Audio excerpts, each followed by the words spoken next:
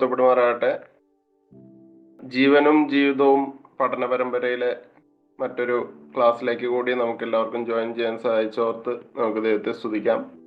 നമ്മളിപ്പോൾ പ്രാർത്ഥിച്ച് അവസാനിപ്പിച്ചപ്പോൾ നിങ്ങൾ ശ്രദ്ധിച്ചിട്ടുണ്ടാവും, കൃപ തോന്നി അരുളി ചെയ്യണമേ യേശുവിൻ്റെ നാമത്തിൽ ആമേൻ എന്ന് പറഞ്ഞാണ് അവസാനിപ്പിച്ചത്. ആ ഒരു ടോപ്പിക്ക് തന്നെയാണ് നമ്മുടെ ഇന്നത്തെ ക്ലാസ്സിനും ചർച്ചയ്ക്കുമായിട്ട് എടുത്തിട്ടുള്ളത്. ഔസേപ്സനങ്ങളാണ് നമ്മളെ ഈ ക്ലാസ്സിൽ സഹായിക്കുന്നത്. ഞാൻ അതുകൊണ്ട് ഔസേപ്സനങ്ങളെ സന്ദേശം നൽകാനായിട്ട് ക്ഷണിക്കുന്നു. ഇത്രമാത്രം റെലവൻ്റ് ആയിരിക്കുന്ന ഒരു വിഷയം നമ്മൾ ചുരുക്കേ പഠിച്ചിട്ടുണ്ടാവുള്ളൂ. കാരണം പ്രാർത്ഥനയിൽ നിന്ന് നേരെ, പ്രാർത്ഥനയുടെ അവസാന വാചകത്തിൽ നിന്ന് നേരെ അതിൻ്റെ വിശദീകരണത്തിലേക്ക് പോകുന്ന ഒരു ചർച്ചയാണിന്ന് നമുക്ക് ചർച്ച ചെയ്യാനായിട്ടുള്ളത്. മിലൻ പ്രാർത്ഥിച്ചപ്പോൾ അവസാനിപ്പിച്ചത് അങ്ങനെ തന്നെയാണ്. യേശുവിൻ്റെ നാമത്തിൽ പ്രാർത്ഥിക്കുന്നു. പിന്നത്തെ നമ്മുടെ ചർച്ചയുടെ വിഷയവും യേശുവിൻ്റെ നാമത്തിൽ പ്രാർത്ഥിക്കുന്നു എന്ന് പറഞ്ഞാൽ അതുകൊണ്ട് എന്താണ് അർത്ഥമാക്കുന്നത്? അർത്ഥമാക്കി തന്നെയാണ് നമ്മളെല്ലാവരും പറയുന്നത് എന്നറിയാം. അതിൻ്റെ കുറച്ചുകൂടെ ഉറപ്പും ധൈര്യമൊക്കെ ഇക്കാര്യത്തിൽ വരിക എന്നാണ് നമ്മുടെ ഈ ചർച്ച കൊണ്ട് നമ്മൾ ഉദ്ദേശിക്കുന്നത്. ദൈവം അതിനായിട്ട് നമ്മൾ പ്രാർത്ഥിച്ചതുപോലെ നമ്മളെ സഹായിക്കുമെന്ന് നമുക്ക് പ്രതീക്ഷയോടുകൂടെ ഇരിക്കാം. ഒരു വ്യക്തിയുടെ ആത്മീയ സ്ഥിതി തിരിച്ചറിയാനുള്ള ഒരു തെളിവ്, വ്യക്തമായിരിക്കുന്ന ഒരു മാർഗം ആ വ്യക്തിയുടെ പ്രാർത്ഥന എങ്ങനെയാണ് എന്ന് വിലയിരുത്തുന്നതാണ്. ഒരു വ്യക്തി എങ്ങനെയാണ് പ്രാർത്ഥിക്കുന്നത് എന്ന് നമുക്ക് ചില സൂചനകൾ കിട്ടിയാൽ ആ വ്യക്തിയുടെ ആത്മീയ സ്ഥിതി എന്താണ് എന്ന് നമ്മൾ പൊതുവെ മനസ്സിലാക്കുന്ന ഒരു കാര്യവുമാണ്. ഉദാഹരണത്തിന് നമ്മളൊരു വീട്ടിൽ പോകാനിരിക്കട്ടെ. വിശ്വാസികൾ ഭവന സന്ദർശനങ്ങളൊക്കെ നടത്തുമല്ലോ, സുവിശേഷമൊക്കെ പറയാനായിട്ട്. ഒരു വീട്ടിൽ ചെന്നാൽ അവരുടെ വീടിൻ്റെ ഭിത്തിയിലോ അവരുടെ വീട്ടിൽ എവിടെയെങ്കിലും അവരുടെ പ്രാർത്ഥനയുടെ സൂചകങ്ങൾ വല്ലതും കണ്ടാൽ അപ്പം നമ്മൾക്കൊരു ധാരണ വരും, ഇവർ ഇന്ന തരത്തിലുള്ള ഒരു മതത്തിൽ വിശ്വസിക്കുന്നയാളാണ്, ഇന്ന ഒരു ആത്മീയ കാഴ്ചപ്പാടുള്ള ആളാണ് എന്നൊരു ചിന്താഗതി നമുക്ക് വരുമല്ലോ. ഒരു ക്രിസ്ത്യാനിയാണെങ്കിൽ അതിൻ്റെ പ്രാർത്ഥനാ സൂചനകൾ കാണും. വേറൊരു മതക്കാരനാണെങ്കിൽ അതിൻ്റെ പ്രാർത്ഥനാ സൂചനകൾ കാണും. ഇനി ഒരു മതവും ഇല്ലാത്ത ആളാണെങ്കിൽ അതനുസരിച്ചുള്ള സൂചനകളായിരിക്കും. അങ്ങനെ അത് നമുക്ക് മനസ്സിലാവും ചിലപ്പോൾ. എന്നാൽ അതൊരു പെരിഫറലായിരിക്കുന്ന ഒരു പ്രാർത്ഥനയെ പറ്റിയുള്ള ചിന്തയായിരിക്കും. എന്നാൽ ഒരാൾ പ്രാർത്ഥിക്കുന്നതും എങ്ങനെയാണ് പ്രാർത്ഥിക്കുന്നത്, പ്രാർത്ഥനയുടെ പറയുന്ന കാര്യങ്ങൾ എന്തൊക്കെയാണ് എന്നിങ്ങനെയുള്ള കാര്യങ്ങൾ അറിഞ്ഞാൽ ആ വ്യക്തിയുടെ ആത്മീയ ജീവിതത്തെ സംബന്ധിച്ച് കുറെ കൂടെ വെളിച്ചം നമുക്ക് കിട്ടാനുള്ള ഒരു തെളിവാണ്. ഞാൻ ഒരു ഉദാഹരണം, എൻ്റെ അനുഭവത്തിൽ വന്ന ഒരു ഉദാഹരണം പറഞ്ഞ് ഞാൻ ഇത് വിശദമാക്കാനായിട്ട് ശ്രമിക്കാം. ഒരിക്കല് ഞങ്ങൾ ഉൾപ്പെട്ട് നിൽക്കുന്ന ഒരു ചർച്ചിൽ കുറെ കാലം, അഞ്ചാറ് വർഷമൊക്കെ വന്ന ഒരാളുണ്ടായിരുന്നു. അപ്പം പുള്ളി സ്ഥിരമായിട്ടൊക്കെ വരുമായിരുന്നു. വന്നിരിക്കുന്ന കാലത്ത് ഒരിക്കൽ എന്നോട് എൻ്റെ ഒരു പരിചയത്തിലുള്ള ഒരു വ്യക്തി എന്നോട് പറഞ്ഞു, ഈ വന്ന ആളെ, ഈ ചേട്ടനെ ഞാൻ ഇവിടെ വയനാട്ടിലൊരു പള്ളിയുണ്ടല്ലോ, ചുണ്ടപ്പള്ളി എന്ന് പറയും. ചുണ്ടയിലെ കത്തോലിക്ക ദേവാലയം, ഒരു പ്രസിദ്ധമായ തീർത്ഥാടന സ്ഥലമാണ്, അറിയപ്പെടുന്നതാണ്. അപ്പൊ ചുണ്ടയിലെ പള്ളിയിൽ ഇയാളെ ഞാൻ കണ്ടല്ലോ എന്ന് പറയും. അപ്പൊ സ്ഥിരം പള്ളിയിൽ വരുന്ന ഒരാളെ കത്തോലിക്ക പള്ളിയിൽ എങ്ങനെ കാണുമെന്ന് ഞാൻ ന്യായമായി ഓർത്തു. അപ്പൊ ഞാൻ ഒരു ദിവസം അദ്ദേഹത്തെ കണ്ട് നിങ്ങൾ ചോദിച്ചു, അല്ല ഇയാളെ ചുണ്ടയിലെ പള്ളിയിൽ കണ്ടു എന്ന് പറഞ്ഞല്ലോ, അതെന്തിനാ പോയെന്ന് ചോദിച്ചു. അപ്പൊ എന്നോട് പറഞ്ഞു, എൻ്റെ വീട്ടില് ഭയങ്കര പാമ്പ് ശല്യമായിരുന്നു. മച്ചുംപുറത്ത് പാമ്പ്, നടക്കുന്ന വഴിയിൽ പാമ്പ്, പലപ്പോഴും പാമ്പിനെ കാണുകയാണ്. കടി ഏൽക്കാതെ ഞാൻ കഷ്ടി അങ്ങ് രക്ഷപ്പെട്ടാണ് പലയിടത്തും നടന്നത്.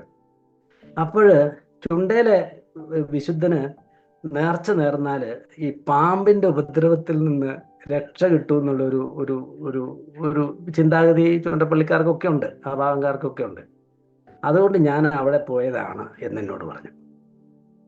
അപ്പൊ ഇത്രയും കാലം സ്നാനപ്പെട്ട് കർത്തൃമേശയിൽ പങ്കെടുക്കുന്ന, ഒരുപക്ഷെ ചില ആത്മീയ ശുശ്രൂഷകളൊക്കെ ചെയ്തുകൊണ്ടിരുന്ന ഒരു വ്യക്തി ഇങ്ങനെ ഒരു പ്രവൃത്തി ചെയ്തു എന്ന് പറഞ്ഞാൽ എന്നെ കേൾക്കുന്ന നിങ്ങൾ അദ്ദേഹത്തിന്റെ ആത്മീയ നിലവാരത്തെ എങ്ങനെയാ വിലയിരുത്തുക? രക്ഷിക്കപ്പെട്ട ആളായിരിക്കോ രക്ഷിക്കപ്പെടാത്ത ആളായിരിക്കോ? ഒരു വിലയിരുത്തൽ നമ്മൾ നടത്തി കാണും. അപ്പൊ ഒരാൾ എങ്ങനെ പ്രാർത്ഥിക്കുന്നു എന്ന് നോക്കിയാൽ തന്നെ നമുക്ക് മനസ്സിലാകും ഈ ആളുടെ ആത്മീയ നിലവാരം എങ്ങനെയാണ്. ഇനിയിപ്പോ ഒരു ക്രിസ്ത്യാനികളിൽ തന്നെ ആണെങ്കിലും ഏത് തരത്തിലുള്ള ഒരു ക്രിസ്ത്യാനിയാണ്, ഈ ക്രിസ്ത്യാനിയുടെ നിലവാരം വളർച്ചയും പക്വതയും എത്രയുണ്ട്, ഇതൊക്കെ മനസ്സിലാക്കാനായിട്ട് അദ്ദേഹത്തിന്റെ പ്രാർത്ഥനയെ സംബന്ധിച്ച് നമുക്കൊരു ധാരണ ഉണ്ടായാൽ മതി. കാരണം പ്രാർത്ഥന ഒരു വിശ്വാസ ജീവിതത്തിന്റെ സുപ്രധാനമായിരിക്കുന്ന ഒരു ഘടകമാണ്. നമ്മുടെയൊക്കെ ജീവിതം നോക്കിയാൽ അറിയാം, നമ്മുടെ രക്ഷയുടെ അനുഭവം സത്യത്തിൽ നമ്മുടെ പ്രാർത്ഥനയിൽ ഒരു വലിയ വ്യതിയാനം വരുത്തിയിട്ടുണ്ട്. ഒരു അടിസ്ഥാനപരമായിരിക്കുന്ന മാറ്റം നമ്മുടെ പ്രാർത്ഥനാ രീതികളിലും പ്രാർത്ഥനയോടുള്ള മനോഭാവത്തിലും വരുത്തിയിട്ടുണ്ട്. നാം ക്രിസ്ത്യാനി ആയത് തന്നെ എങ്ങനെയാണെന്ന് ആലോചിച്ച് നോക്കി. ഒരു ക്രിസ്തു ശിഷ്യൻ, ഒരു ദൈവവൈതലായത് എങ്ങനെയാ? ഒരു പ്രാർത്ഥനയോടുകൂടിയാണ് നമ്മളൊക്കെ ദൈവവൈതലായത്. അതായിരിക്കും നമ്മുടെ ആദ്യത്തെ അർത്ഥപൂർണമായിരിക്കുന്ന പ്രാർത്ഥന. നമ്മൾ രക്ഷിക്കപ്പെട്ട പ്രാർത്ഥനയാണ്. എങ്ങനെയാണ് നമ്മളത് പ്രാർത്ഥിച്ചത്? കർത്താവായ യേശുവേ, ഞാനൊരു പാപിയായ മനുഷ്യനാണ്, അവിടുന്ന് കാൽവരി ക്രൂശിൽ എൻ്റെ പാപത്തിന് പ്രായശ്ചിത്തമായിട്ട് മരിച്ചു എന്ന് ദൈവവചനത്തിൽ വായിക്കുന്നത് ഞാനത് വിശ്വസിക്കുന്നു. മരിച്ച് ഉയർത്തെഴുന്നേറ്റ് ജീവിക്കുന്ന അങ്ങയെ ഞാൻ എൻ്റെ രക്ഷിതാവും എൻ്റെ കർത്താവുമായിട്ട് ഞാൻ സ്വീകരിക്കുന്നു, എന്നെ കൈക്കൊള്ളണമേ. ഈ പ്രാർത്ഥനയാണ് നമ്മുടെ ആദ്യത്തെ പ്രാർത്ഥന. പിന്നീടുള്ള നമ്മുടെ ക്രിസ്തീയ ജീവിതത്തിന്റെ വളർച്ച നമ്മൾ നോക്കിയാൽ നമ്മുടെ പ്രാർത്ഥനാ ജീവിതത്തിന്റെ ആഴവും അതിൻ്റെ വിശാലതയിലുമുള്ള ഒരു വളർച്ചയാണ്. അതുകൊണ്ടാണ് ഞാൻ പറഞ്ഞത്, പ്രാർത്ഥന ഒരളവിൽ പറഞ്ഞാൽ നമ്മുടെ ആത്മീയതയെ ഡിഫൈൻ ചെയ്യുന്ന, നിർവചിക്കുന്ന ഒരു വസ്തുതയാണ്. ഇങ്ങനെ ഒരു ചെല്ല് നിങ്ങൾ കേട്ടിട്ടുണ്ട്, ഇങ്ങനെ വാക്ക് നിങ്ങൾ കേട്ടിട്ടുണ്ടോ എന്ന് അറിഞ്ഞുകൂടാ. Whom do we pray makes us Christians. What do we pray makes us true Christians. And how do we pray makes us mature Christians. ആരോട് പ്രാർത്ഥിക്കുന്നു എന്നത് നമ്മെ ക്രിസ്ത്യാനിയാക്കുന്നു. അത് നമുക്കറിയാം. ആരോടാ പ്രാർത്ഥിക്കുന്നതെന്ന് ചോദിച്ചാൽ ഈ ആള് ക്രിസ്ത്യാനിയാണോ അല്ലയോ എന്ന് അറിയാം. എന്താണ് പ്രാർത്ഥിക്കുന്നതെന്ന് നോക്കിയാൽ അയാൾ യഥാർത്ഥ ക്രിസ്ത്യാനിയാണോ എന്ന് നമുക്ക് മനസ്സിലാവും. എങ്ങനെയാണ് പ്രാർത്ഥിക്കുന്നത് എന്നത് പക്വതയുള്ള ഒരു ക്രിസ്ത്യാനിയാക്കി തീർക്കുന്നതിന് തെളിവാണ്. യഥാർത്ഥത്തിൽ എന്താണ് ക്രിസ്തീയ പ്രാർത്ഥന? ഒരു നിർവചനം ഞാൻ ആദ്യം പറയാൻ ശ്രമിക്കാം. ക്രിസ്തീയ പ്രാർത്ഥന എന്നാൽ ദൈവവുമായി നമുക്ക് ക്രിസ്തുവിലുള്ള പിതൃപുത്ര ബന്ധത്തിന്റെ അനുഭവമാണ്. ക്രിസ്തീയ പ്രാർത്ഥന എന്നാൽ നമുക്ക് ദൈവവുമായി ക്രിസ്തുവിലുള്ള പിതൃപുത്ര ബന്ധത്തിന്റെ അനുഭവമാണ് ക്രിസ്തീയ പ്രാർത്ഥന. Christian prayer is the experience of our father-son relationship with God in Christ. ക്രിസ്തുവിൽ നമുക്ക് ദൈവത്തോടൊരു ബന്ധമുണ്ട്, ഒരു പിതൃപുത്ര ബന്ധമുണ്ട്. ആ ബന്ധത്തിന്റെ അനുഭവത്തിനാണ് നമ്മൾ പ്രാർത്ഥന എന്ന് പൊതുവെ പറയുന്നത്.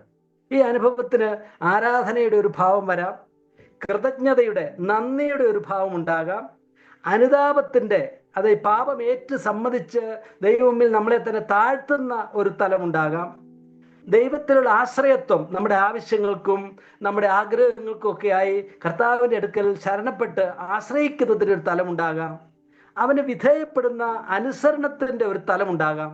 ഇതെല്ലാം പ്രാർത്ഥനയുടെ ഈ ദൈവാനുഭവത്തിൻ്റെ വിവിധ തലങ്ങളാണ് എന്ന് നമുക്കറിയാം. എന്നാൽ ഇന്നത്തെ നമ്മുടെ ചർച്ചയിൽ പ്രധാനമായും ഞാൻ ഊന്നി പറയാനായിട്ട് ആഗ്രഹിക്കുന്നത് പ്രാർത്ഥനയിലെ ചോദിച്ചു വാങ്ങൽ, ദൈവത്തോട് ചോദിക്കുകയും ദൈവം നമുക്കത് തരികയും ചെയ്യുന്ന ഒരു വശമുണ്ട്. ചോദിച്ചാൽ തരാം എന്ന്, മുട്ടുവിൻ തുറന്നു കിട്ടും, ചോദിക്കുവിൻ നിങ്ങൾക്ക് ലഭിക്കുമെന്ന് പറഞ്ഞ ഒരു തലമുണ്ട് പ്രാർത്ഥനയിൽ. ആ തലത്തിന് കുറച്ചുകൂടെ ഊന്നൽ നൽകിയാണ് ഈ വിഷയം തുടർന്ന് ചർച്ച ചെയ്യാനായിട്ട് ഞാൻ ആഗ്രഹിക്കുന്നത്. അതായത് പ്രാർത്ഥനയും അതിനുള്ള ഉത്തരവും. ക്രിസ്തീയ പ്രാർത്ഥനയുടെ മുഖ്യമായ സവിശേഷത അത് യേശുക്രിസ്തുവിന്റെ നാമത്തിലുള്ള പ്രാർത്ഥനയാണ് എന്നതാണ്. അതായത് ദൈവം നമുക്ക് തരാം ചോദിച്ചാൽ തരാമെന്ന് ഉറപ്പ് തന്നിരിക്കുന്നത് യേശുവിൻ്റെ നാമത്തിൽ ചോദിച്ചാൽ തരാം എന്ന ഉറപ്പാണ് ദൈവം നമുക്ക് നൽകിയിരിക്കുന്നത്. അതിനുള്ള ചില വാക്യങ്ങൾ നമുക്ക് ആദ്യം തന്നെ വായിക്കാം. യോഹന്നാന്റെ സുവിശേഷം 16-ാം അധ്യായത്തിൽ 24-ാമത്തെ വാക്യം തന്നെ ഏറ്റവും പ്രധാനമായ ഒരു വാക്യമായിട്ട് ഞാൻ വായിക്കാം. ഇന്ന് വരെ നിങ്ങൾ എൻ്റെ നാമത്തിൽ ഒന്നും അപേക്ഷിച്ചിട്ടില്ല. അപേക്ഷിപ്പിൻ, എന്നാൽ നിങ്ങളുടെ സന്തോഷം പൂർണ്ണമാകും വണ്ണം നിങ്ങൾക്ക് ലഭിക്കും. അതുപോലെ യോഹന്നാന്റെ സുവിശേഷം 14-ാമത്തെ അധ്യായത്തിന്റെ 13-14 വാക്യങ്ങൾ, നിങ്ങൾ എൻ്റെ നാമത്തിൽ അപേക്ഷിക്കുന്നതൊക്കെയും പിതാവ് പുത്രനിൽ മഹത്വപ്പെടേണ്ടതിന് ഞാൻ ചെയ്തു തരും. നിങ്ങൾ എൻ്റെ നാമത്തിൽ എന്നോട് അപേക്ഷിക്കുന്നത് ഒക്കെയും ഞാൻ ചെയ്തു തരും. പിതാവിനോട് അപേക്ഷിക്കുന്നത് എൻ്റെ നാമത്തിൽ അപേക്ഷിക്കണം എന്ന് കർത്താവ് പറയുന്നു. അതുപോലെ തന്നെ എൻ്റെ നാമത്തിൽ എന്നോട്, ക്രിസ്തുവിനോട് തന്നെ യേശുവിൻ്റെ നാമത്തിൽ അപേക്ഷിക്കുന്നത് ചെയ്തു തരും. അപ്പൊ പിതാവിനോട് അപേക്ഷിക്കുന്നതും യേശു ക്രിസ്തുവിനോട് അപേക്ഷിക്കുന്നതും ഒരു തരത്തിൽ ഒരേ കാര്യം തന്നെയാണ്. പക്ഷെ അത് യേശുവിൻ്റെ നാമത്തിലാണ് അപേക്ഷിക്കേണ്ടത്. അതിനാണ് കർത്താവ് ചെയ്തു തരും എന്ന് ഉറപ്പ് പറയുന്നത്. യോഹന്നാന്റെ സുവിശേഷം 15-7 വാക്യം, നിങ്ങൾ എന്നിലും എൻ്റെ വചനം നിങ്ങളിലും വസിച്ചാൽ നിങ്ങൾ ഇച്ഛിക്കുന്നത് എന്തെങ്കിലും അപേക്ഷിപ്പിൻ, അത് നിങ്ങൾക്ക് കിട്ടും. 15-16 വാക്യം, നിങ്ങൾ എന്നെ തിരഞ്ഞെടുത്തു എന്നല്ല, ഞാൻ നിങ്ങളെ തിരഞ്ഞെടുത്തു. നിങ്ങൾ പോയി ഫലം കായ്ക്കേണ്ടതിന്, നിങ്ങളുടെ ഫലം നിലനിൽക്കേണ്ടതിനും നിങ്ങളെ ആക്കി വെച്ചുമിരിക്കുന്നു. നിങ്ങൾ എൻ്റെ നാമത്തിൽ പിതാവിനോട് അപേക്ഷിക്കുന്നതൊക്കെയും അവൻ നിങ്ങൾക്ക് തരുവാനായിട്ട് തന്നെ. നിങ്ങൾ എൻ്റെ നാമത്തിൽ പിതാവിനോട് അപേക്ഷിക്കുന്നതൊക്കെയും. 16-ാം വാക്യം, നിങ്ങൾ എന്നെ തിരഞ്ഞെടുത്തു എന്നല്ല, അതെ റിപ്പറ്റീഷനാണ്. എൻ്റെ നാമത്തിൽ പിതാവിനോട് അപേക്ഷിക്കുന്നതൊക്കെയും നിങ്ങൾക്ക് തരുവാനായിട്ട് തന്നെ. ചുരുക്കത്തിൽ ക്രിസ്തീയ പ്രാർത്ഥന, ഒരു ദൈവ പൈതലിന്റെ പ്രാർത്ഥന, ഒരു വിശ്വാസിയുടെ പ്രാർത്ഥന യേശു ക്രിസ്തുവിന്റെ നാമത്തിലുള്ള പ്രാർത്ഥനയാണ്. അത് ഉൾക്കൊള്ളുന്നതുകൊണ്ടാണ് നമ്മളെല്ലാവരും പ്രാർത്ഥനയുടെ അവസാനം യേശുവിന്റെ നാമത്തിൽ പ്രാർത്ഥിക്കുന്നു എന്ന് പറയുമ്പോൾ എല്ലാവരും ചേർന്ന് അതിന് ആമേൻ പറയുന്നത്. എന്നാൽ ആ പ്രസ്താവനയുടെ യഥാർത്ഥ അർത്ഥം എന്താണ്? യേശുവിൻ്റെ നാമത്തിൽ പ്രാർത്ഥിക്കുക എന്ന് പറഞ്ഞാൽ ബൈബിൾ എന്താണ് അതുകൊണ്ട് ഉദ്ദേശിക്കുന്നത്? അതാണ് നമ്മൾ തുടർന്ന് ചിന്തിക്കാനായിട്ട് പോകുന്നത്. ഞാൻ 4 തലക്കെട്ടുകളിലായിട്ട് ഇതേ സംബന്ധിച്ചുള്ള ആശയങ്ങൾ വിശദമാക്കാനായിട്ട് ഞാൻ ശ്രമിക്കാം. ഒന്നാമത്തെ കാര്യം, യേശുവിൻ്റെ നാമത്തിലുള്ള പ്രാർത്ഥന യേശുവിൽ ഉള്ള പ്രാർത്ഥനയാണ്. അതാണ് ഒന്നാമത്തെ കാര്യം. യേശുവിൻ്റെ നാമത്തിൽ പ്രാർത്ഥിക്കുക എന്ന് പറഞ്ഞാൽ അത് യേശുവിൽ പ്രാർത്ഥിക്കുക എന്നാണ് ആ വാക്കുകൊണ്ട് അർത്ഥമാക്കുന്നത്. ഇപ്പം സാധാരണ നമ്മളത് പറയുമ്പോൾ പ്രാർത്ഥന തീർന്നു എന്നതിൻ്റെ ഒരു അടയാളമായിട്ടാണ് നീണ്ട പ്രാർത്ഥനയൊക്കെ പ്രാർത്ഥിച്ചാൽ യേശുവിൻ്റെ നാമത്തിൽ എന്ന് പറഞ്ഞാൽ നമുക്കതിന് ആമേൻ പറഞ്ഞത് അവസാനിപ്പിക്കാമല്ലോ എന്ന് തോന്നും. അതല്ലെങ്കിൽ പിന്നെ ഏത് കാര്യം പറഞ്ഞാലും യേശുവിൻ്റെ നാമത്തിൽ എന്ന് പറഞ്ഞാൽ അത് നടക്കാനുള്ള ഒരു മാജിക്കാണ്, ഒരു സൂത്രവാക്യം പോലെ യേശുവിൻ്റെ നാമം ഉപയോഗിക്കുക. ഇതൊന്നും അല്ലല്ലോ അതിൻ്റെ അർത്ഥം. നമ്മളതിന് മനസ്സിലാക്കുമ്പോൾ ഓർക്കേണ്ട ഒരു കാര്യം, നാമം എന്ന് പറഞ്ഞാൽ ഒരു വ്യക്തിക്ക് പകരം നിൽക്കുന്ന, ഒരു വ്യക്തിയെ സൂചിപ്പിക്കുന്ന ഒരു ചിഹ്നമാണ് നാമം. ഇപ്പം എൻ്റെ പേര് എന്നെ പ്രതിനിധീകരിക്കുന്നു. അപ്പം എൻ്റെ പേരിൽ ഒരു കാര്യം ചെയ്യുക എന്ന് പറഞ്ഞാൽ ഞാൻ ചെയ്യുന്നത് പോലെയാണ് അത് ഇരിക്കുന്നത്. നാമം ഒരു വ്യക്തിക്ക് പകരം നിൽക്കുന്നു.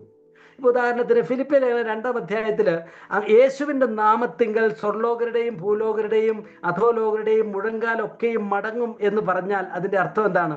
ആ പേരെഴുതി വെച്ചെടുത്ത് മുഴങ്കാലുകൾ മടങ്ങുമെന്നല്ലോ, യേശുവിൻ്റെ മുമ്പിൽ എന്നല്ലേ അതിൻ്റെ അർത്ഥം. യേശുവിൻ്റെ നാമം സമം യേശുവിൻ്റെ മുമ്പിൽ. അതുപോലെ ബൈബിളിൽ പുതിയ നിയമത്തിൽ പലയിടത്തും ഉള്ളതുപോലെ യേശുവിൻ്റെ നാമം വിളിച്ചപേക്ഷിക്കുക എന്ന് പറഞ്ഞാൽ ആ പേര് വിളിച്ചപേക്ഷിക്കുക എന്നല്ലല്ലോ, ഈ ആളെ വിളിച്ചപേക്ഷിക്കുക എന്നല്ലേ. യേശുവിൻ്റെ നാമം കർത്താവിൻ്റെ നാമം വിളിച്ചപേക്ഷിക്കുന്നവരൊക്കെ രക്ഷിക്കപ്പെടുമെന്ന് പറഞ്ഞാൽ കർത്താവിനെ വിളിച്ചപേക്ഷിക്കുന്നവരൊക്കെ രക്ഷിക്കപ്പെടുമെന്നല്ലേ എൻ്റെ അർത്ഥം. ഇപ്പൊ വേറൊരു വാക്യം പറഞ്ഞാൽ, ഞങ്ങളുടെ കർത്താവായ യഹോവേ, നിന്റെ നാമം ഭൂമിയിലൊക്കെയും എത്ര ശ്രേഷ്ഠമായിരിക്കുന്നു, ആകാശത്ത് നീ നിന്റെ തേജസ് വെച്ചിരിക്കുന്നു എന്ന് വായിക്കുമ്പോൾ നമ്മൾ മനസ്സിലാക്കുന്നത് എന്താ? അവൻ്റെ നാമം ശ്രേഷ്ഠം എന്ന് പറഞ്ഞാൽ ഞങ്ങളുടെ കർത്താവായ യഹോവേ, അങ്ങ് ഭൂമിയിലൊക്കെയും എത്ര ശ്രേഷ്ഠനായിരിക്കുന്നു എന്നാണ് ആ വാക്കിന്റെ അർത്ഥം. അതുകൊണ്ട് നാമം ഒരു വ്യക്തിക്ക് പകരം നിൽക്കുന്ന ഒരു പദമാണ്. നാമത്തിൽ എന്ന് പറഞ്ഞാൽ ആ ആള് ചെയ്യുന്നു, ആ ആളിൽ ചെയ്യുന്നു, ആ ആളുടെ അധികാരത്തിലും അംഗീകാരത്തിലും എന്നാണ് അതിൻ്റെ അർത്ഥം. ഇനി അവിടെ ഉപയോഗിച്ചിരിക്കുന്ന ഒരു പ്രിപ്പോസിഷൻ ഉണ്ട്. യേശുവിൻ്റെ നാമത്തിൽ എന്നൊരു വാക്ക് ഉപയോഗിച്ചിട്ടുണ്ടല്ലോ, നാമത്തിൽ.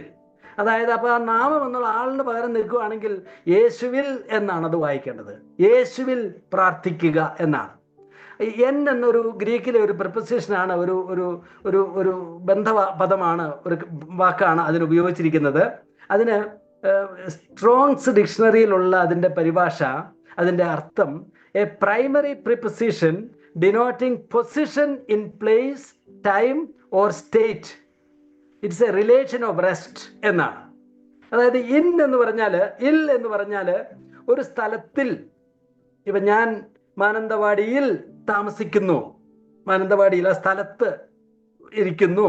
അല്ലെങ്കിൽ ഇൻ ദ മോർണിംഗ് എന്ന് പറഞ്ഞാൽ രാവിലെ സമയത്ത്, അല്ലെങ്കിൽ in such and such A place, ഒരു സ്ഥലത്ത് എന്ന് പറഞ്ഞാൽ ആ സ്ഥലത്ത് എന്നിങ്ങനെയുള്ള ആശയമാണ്. അപ്പൊ യേശു ക്രിസ്തുവിന്റെ നാമത്തിൽ എന്ന് പറഞ്ഞാൽ അതിന്റെ അർത്ഥം എന്താ? യേശുവിൽ എന്നാണ് അതിന്റെ അർത്ഥം. വേറൊരു, അതായത് യേശുവിൽ എന്ന് പറയുമ്പോൾ യേശുവുമായിട്ടുള്ള ബന്ധത്തിൽ, യേശുവിനോടുള്ള ഐക്യത്തിൽ എന്നിങ്ങനെയുള്ള ആശയങ്ങളാണ് യേശുവിൽ എന്ന് പറഞ്ഞാൽ അതിൻ്റെ അർത്ഥം. യേശുവിൻ്റെ നാമത്തിൽ പ്രാർത്ഥിക്കുക എന്ന് പറഞ്ഞാൽ യേശുവിനോടുള്ള കൂട്ടായ്മയിൽ, യേശുവിനോടുള്ള ഐക്യത്തിൽ, യേശുവിലുള്ള എനിക്കുള്ള പദവിയിൽ ഒരു കാര്യം ഞാൻ ചോദിച്ചാൽ അത് പിതാവ് ചെയ്തു തരും. എന്നാൽ ഈ ബന്ധവും സ്ഥാനവും ഒഴിവാക്കിയിട്ട് ഞാൻ ഈ പേര് മാത്രം ഉപയോഗിക്കാന്നിരിക്കട്ടെ, ഏതെങ്കിലുമൊക്കെ കാര്യം പറഞ്ഞിട്ട് യേശുവിൻ്റെ നാമത്തിൽ എന്ന് പറഞ്ഞാൽ അത് ആ അർത്ഥത്തിലല്ല അത് പറഞ്ഞിരിക്കുന്നത്. ബൈബിളിലെ ചില ഉദാഹരണങ്ങൾ നോക്കിയാൽ യേശുവുമായിട്ട് ബന്ധമില്ലാത്ത ആളുകൾ യേശുവിൻ്റെ നാമം ഉപയോഗിച്ചതിൻ്റെ ചില ചരിത്രങ്ങളൊക്കെ ബൈബിളിൽ വായിക്കുന്നുണ്ട്. ഒന്ന്, അപ്പോസ്തലപ്രവൃത്തി 19-ാമത്തെ അധ്യായത്തിൻ്റെ 13-ാമത്തെ വാക്യത്തിൽ സ്കേവയുടെ പുത്രന്മാരെ പറ്റി ഒരു പരാമർശം നമ്മൾ വായിക്കുന്നുണ്ടല്ലോ. ദേശാന്തരികളായി നടക്കുന്ന മന്ത്രവാദികളായ ചില യഹൂദന്മാർ, അവർ ചിലരുടെ പേരാണ് സ്കേവയുടെ മക്കളൊക്കെ അങ്ങനെ നടന്നവരാണ്. അവരെ പറ്റി പറഞ്ഞൊരു വാക്ക്, പൗലോസ് പ്രസംഗിക്കുന്ന യേശുവിൻ്റെ നാമത്തിൽ ഞാൻ നിങ്ങളോട് ആണയിടുന്നു എന്ന് പറഞ്ഞു. യേശുവിൻ്റെ നാമം ചൊല്ലുവാൻ തുനിഞ്ഞു. അപ്പം അവര് യേശുവിൻ്റെ നാമത്തിൽ എന്ന് പറഞ്ഞു. സത്യത്തിൽ അവിടെ അതിൻ്റെ പരിഭാഷ യേശുവിൻ്റെ നാമത്തിൽ നിങ്ങളോട് ആണയിടുന്നു എന്നല്ല അതിൻ്റെ ശരിയായിരിക്കുന്ന പരിഭാഷ. ആ ഇൽ എന്നുള്ള പ്രപ്പോസിഷൻ അവിടെ ആ പദം അവിടെ ഉപയോഗിച്ചിട്ടില്ല. ഞാൻ യേശുവിനെ ഉപയോഗിച്ചെന്നോ, ഇപ്പം നമ്മൾ പറയില്ലേ സ്വർഗത്തെ കൊണ്ട് സത്യം ചെയ്യുക എന്ന് പറയുന്ന പോലെ യേശുവിനെ കൊണ്ട് ഞാൻ കൽപ്പിക്കുന്നു, യേശുവിനെ കൊണ്ട് കൽപ്പിക്കുന്നു എന്ന് പറയുന്ന ഒരു പ്രയോഗമാണ് അവിടെ ഉള്ളത്. ഞാൻ ഭൂതങ്ങളോട് ഇവർ പറയുകയാണ്, യേശുവിനെ ചൊല്ലി പറയുന്നു പുറത്തു പോവുക എന്ന് പറയുന്നത് പോലെ അവർ പറഞ്ഞു എന്നാണ്. അതിനുള്ള പ്രതിഫലം എന്നാന്ന് നമുക്കറിയാം. ഭൂതങ്ങൾ ബാധിച്ച മനുഷ്യൻ എന്താ പറഞ്ഞത്? യേശുവിനെ എനിക്കറിയാം, പൗലോസിനെ എനിക്കറിയാം, നിങ്ങൾ ആരാന്ന് എനിക്കറിയില്ല എന്ന് പറഞ്ഞ് അവരെ ആക്രമിക്കുകയും അവർ ഓടി രക്ഷപ്പെടുകയാണ് ചെയ്തത്. അപ്പൊ സത്യത്തിൽ യേശുവിൻ ഒരു കാര്യം പറയാനായിട്ട് ഒരാൾക്ക് കഴിയണമെങ്കിൽ അത് യേശുവുമായിട്ട് ബന്ധമുള്ള ആൾക്കല്ലേ കഴിയുള്ളൂ. യേശുവിൽ ഇല്ലാത്ത ഒരാൾക്ക് യേശുവിൻ്റെ നാമം ഉപയോഗിക്കാനായിട്ട് കഴിയല്ലോ.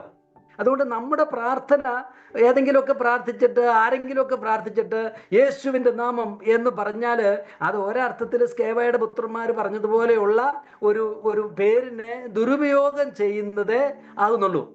ഇപ്പൊ POC പരിഭാഷ അതിന് കൊടുത്തിരിക്കുന്ന രസകരമായ പരിഭാഷയാണ് POC വഴിയിലുള്ളത്. അവർ അശുദ്ധാത്മാക്കളുടെ മേൽ കർത്താവായ യേശുവിൻ്റെ നാമം പ്രയോഗിച്ചു നോക്കി എന്നാണ് POCയിലെ എൻ്റെ പരിഭാഷ.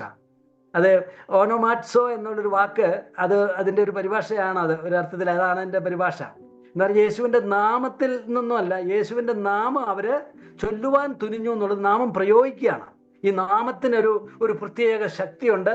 ആ നാമം അങ്ങ് പറയുമ്പോൾ അത് പ്രയോഗിച്ചാൽ ഭൂതങ്ങൾ പുറത്താവും എന്ന തരത്തിൽ അവർ ഉപയോഗിച്ചു എന്നാണ്. അപ്പം അത് ഞാനത് പറഞ്ഞത്, സത്യത്തിൽ അങ്ങനെ ഒരു യേശുവിൻ്റെ നാമം ആർക്കും ഉപയോഗിക്കാൻ പറ്റൂല. യേശുവിൻ്റെ നാമത്തിൽ എന്നൊരാൾക്ക് പറയാൻ കഴിയണമെങ്കിൽ യേശുവിൽ ഉള്ള ഒരാൾക്കേ അത് പറയാനായിട്ട് കഴിയുള്ളൂ. പൗലോസിന് അത് പറയാം, പത്രോസിന് അത് പറയാം, കാരണം അവർ യേശുവിലുള്ള ആളുകളല്ലേ. ഒരു ദൈവപൈതലിന് അത് പറയാം. ഒരു ദൈവപൈതൽ അല്ലാത്ത ആൾക്ക് യേശു എന്നുള്ള പേര് പറഞ്ഞത് ആ പേരിന് പ്രത്യേകം മാജിക്കായിരിക്കുന്ന ഒരു ശക്തിയുമില്ല. ആ വ്യക്തിക്കാണ് ശക്തി. ആ വ്യക്തിയുമായുള്ള ബന്ധത്തിലുള്ള പ്രാർത്ഥനയാണ്, ബന്ധത്തിലുള്ള ചോദിക്കലാണ്, ബന്ധത്തിലുള്ള പറയലാണ് യേശുവിൻ്റെ നാമത്തിലുള്ള പ്രാർത്ഥന. ഉദാഹരണത്തിന് ഒരു സ്ഥാപനത്തിൽ അംഗമായിരിക്കുന്ന ഒരാൾക്കല്ലേ ആ സ്ഥാപനത്തിന്റെ പേരിൽ ഒരു കാര്യം ചെയ്യാനായിട്ട് പറ്റുള്ളൂ. വേറൊരു സ്ഥാപനത്തിലുള്ള ആൾ, അതുമായിട്ട് നേരിട്ട് ബന്ധമില്ലാത്ത ആള് ഇന്ന സ്ഥാപനത്തിന്റെ പേരിൽ, ഇന്ന ഓഫീസിൽ നിന്നാണ് ഓഫീസിന്റെ പേരിൽ പറയുന്നു എന്ന് പറഞ്ഞാൽ അത് ഒരു വഞ്ചനയായിട്ടല്ലേ കണക്കാക്കുള്ളൂ.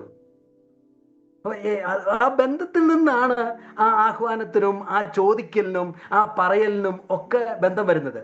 ഇപ്പം വേറൊരു ഉദാഹരണം പറഞ്ഞാല്, ഇപ്പം എൻ്റെ ഭാര്യ ഒരു 1000 രൂപയുടെ ആവശ്യം വന്നിട്ട് അടുത്ത വീട്ടിലെ ജോർജേട്ടനോട് പോയി പറയുകയാണ്, ജോർജേട്ടാ ഒരു 1000 രൂപ വേണമല്ലോ എന്ന് പറഞ്ഞു. അദ്ദേഹം അത് കൊടുക്കുന്നു. അതിനുശേഷം എന്നോട് പറയാണ്, അല്ല ഒരു 1000 രൂപ വാങ്ങിയായിരുന്നു, അത് തിരിച്ചു തന്നില്ലല്ലോ എന്ന് പറഞ്ഞാൽ അതിന് ഞാനെന്താ, എനിക്ക് ഉത്തരവാദിത്വം ഉണ്ടോ എന്നല്ലോ ഞാൻ പറയുന്നത്. അവൾ വാങ്ങിക്കുന്നത്, അവൾ ചോദിക്കുന്നത്, എന്നോടുള്ള ബന്ധത്തിൽ ചോദിക്കുന്നത് ഞാൻ ചോദിച്ചതിന് തുല്യമാണ്. അതുകൊണ്ട് അത് തിരിച്ചു കൊടുക്കാനുള്ള ഉത്തരവാദിത്വവും അതിൻ്റെ അക്കൗണ്ടബിലിറ്റി എനിക്ക് വരികയാണ് ചെയ്യുന്നത്. അതുപോലെ തന്നെ എന്നാൽ വേറൊരാൾക്ക് കൊടുത്തിട്ട് എന്നോട് ചോദിക്കാൻ പറ്റിയല്ലോ. അതുപോലെയുള്ള ഒരു ബന്ധം യേശുവിൽ പ്രാർത്ഥിക്കുക, യേശുവിൻ്റെ നാമത്തിൽ പ്രാർത്ഥിക്കുക എന്ന് പറഞ്ഞാൽ ഈ വ്യക്തിക്ക് യേശുവുമായിട്ട് ഒരു അഭേദ്യമായിരിക്കുന്ന ഒരു ബന്ധമുണ്ട് എന്നാണ് അതിൻ്റെ അർത്ഥം. മത്തായിയുടെ സുവിശേഷം 7-ാം അധ്യായത്തിന്റെ 22-23 വാക്യത്തിൽ ചില ആളുകൾ ഭൂതങ്ങളെ പുറത്താക്കിയതിനെ പറ്റിയും വീരപ്രവൃത്തി ചെയ്തതിനെ പറ്റിയും പറഞ്ഞല്ലോ. കർത്താവെ, ഞങ്ങൾ നിന്റെ നാമത്തിൽ ഞങ്ങൾ പ്രവചിക്കുകയും നിന്റെ നാമത്തിൽ ഭൂതങ്ങളെ പുറത്താക്കുകയും നിന്റെ നാമത്തിൽ വീരപ്രവൃത്തികൾ പ്രവർത്തിക്കുകയും ചെയ്തില്ലയോ എന്ന് പലരും ആ നാളിൽ എന്നോട് പറയും. അന്ന് ഞാൻ അവരോട്, ഞാൻ ഒരു നാളും നിങ്ങളെ അറിഞ്ഞിട്ടില്ല, അധർമ്മം പ്രവർത്തിക്കുന്നവരെ എന്നെ വിട്ടു പോകുവിൻ. ഇവർ യേശുവിന്റെ നാമം എടുത്തു, പക്ഷെ യേശുവിന്റെ നാമം എടുക്കാൻ ഇവർക്ക് കഴിയില്ല.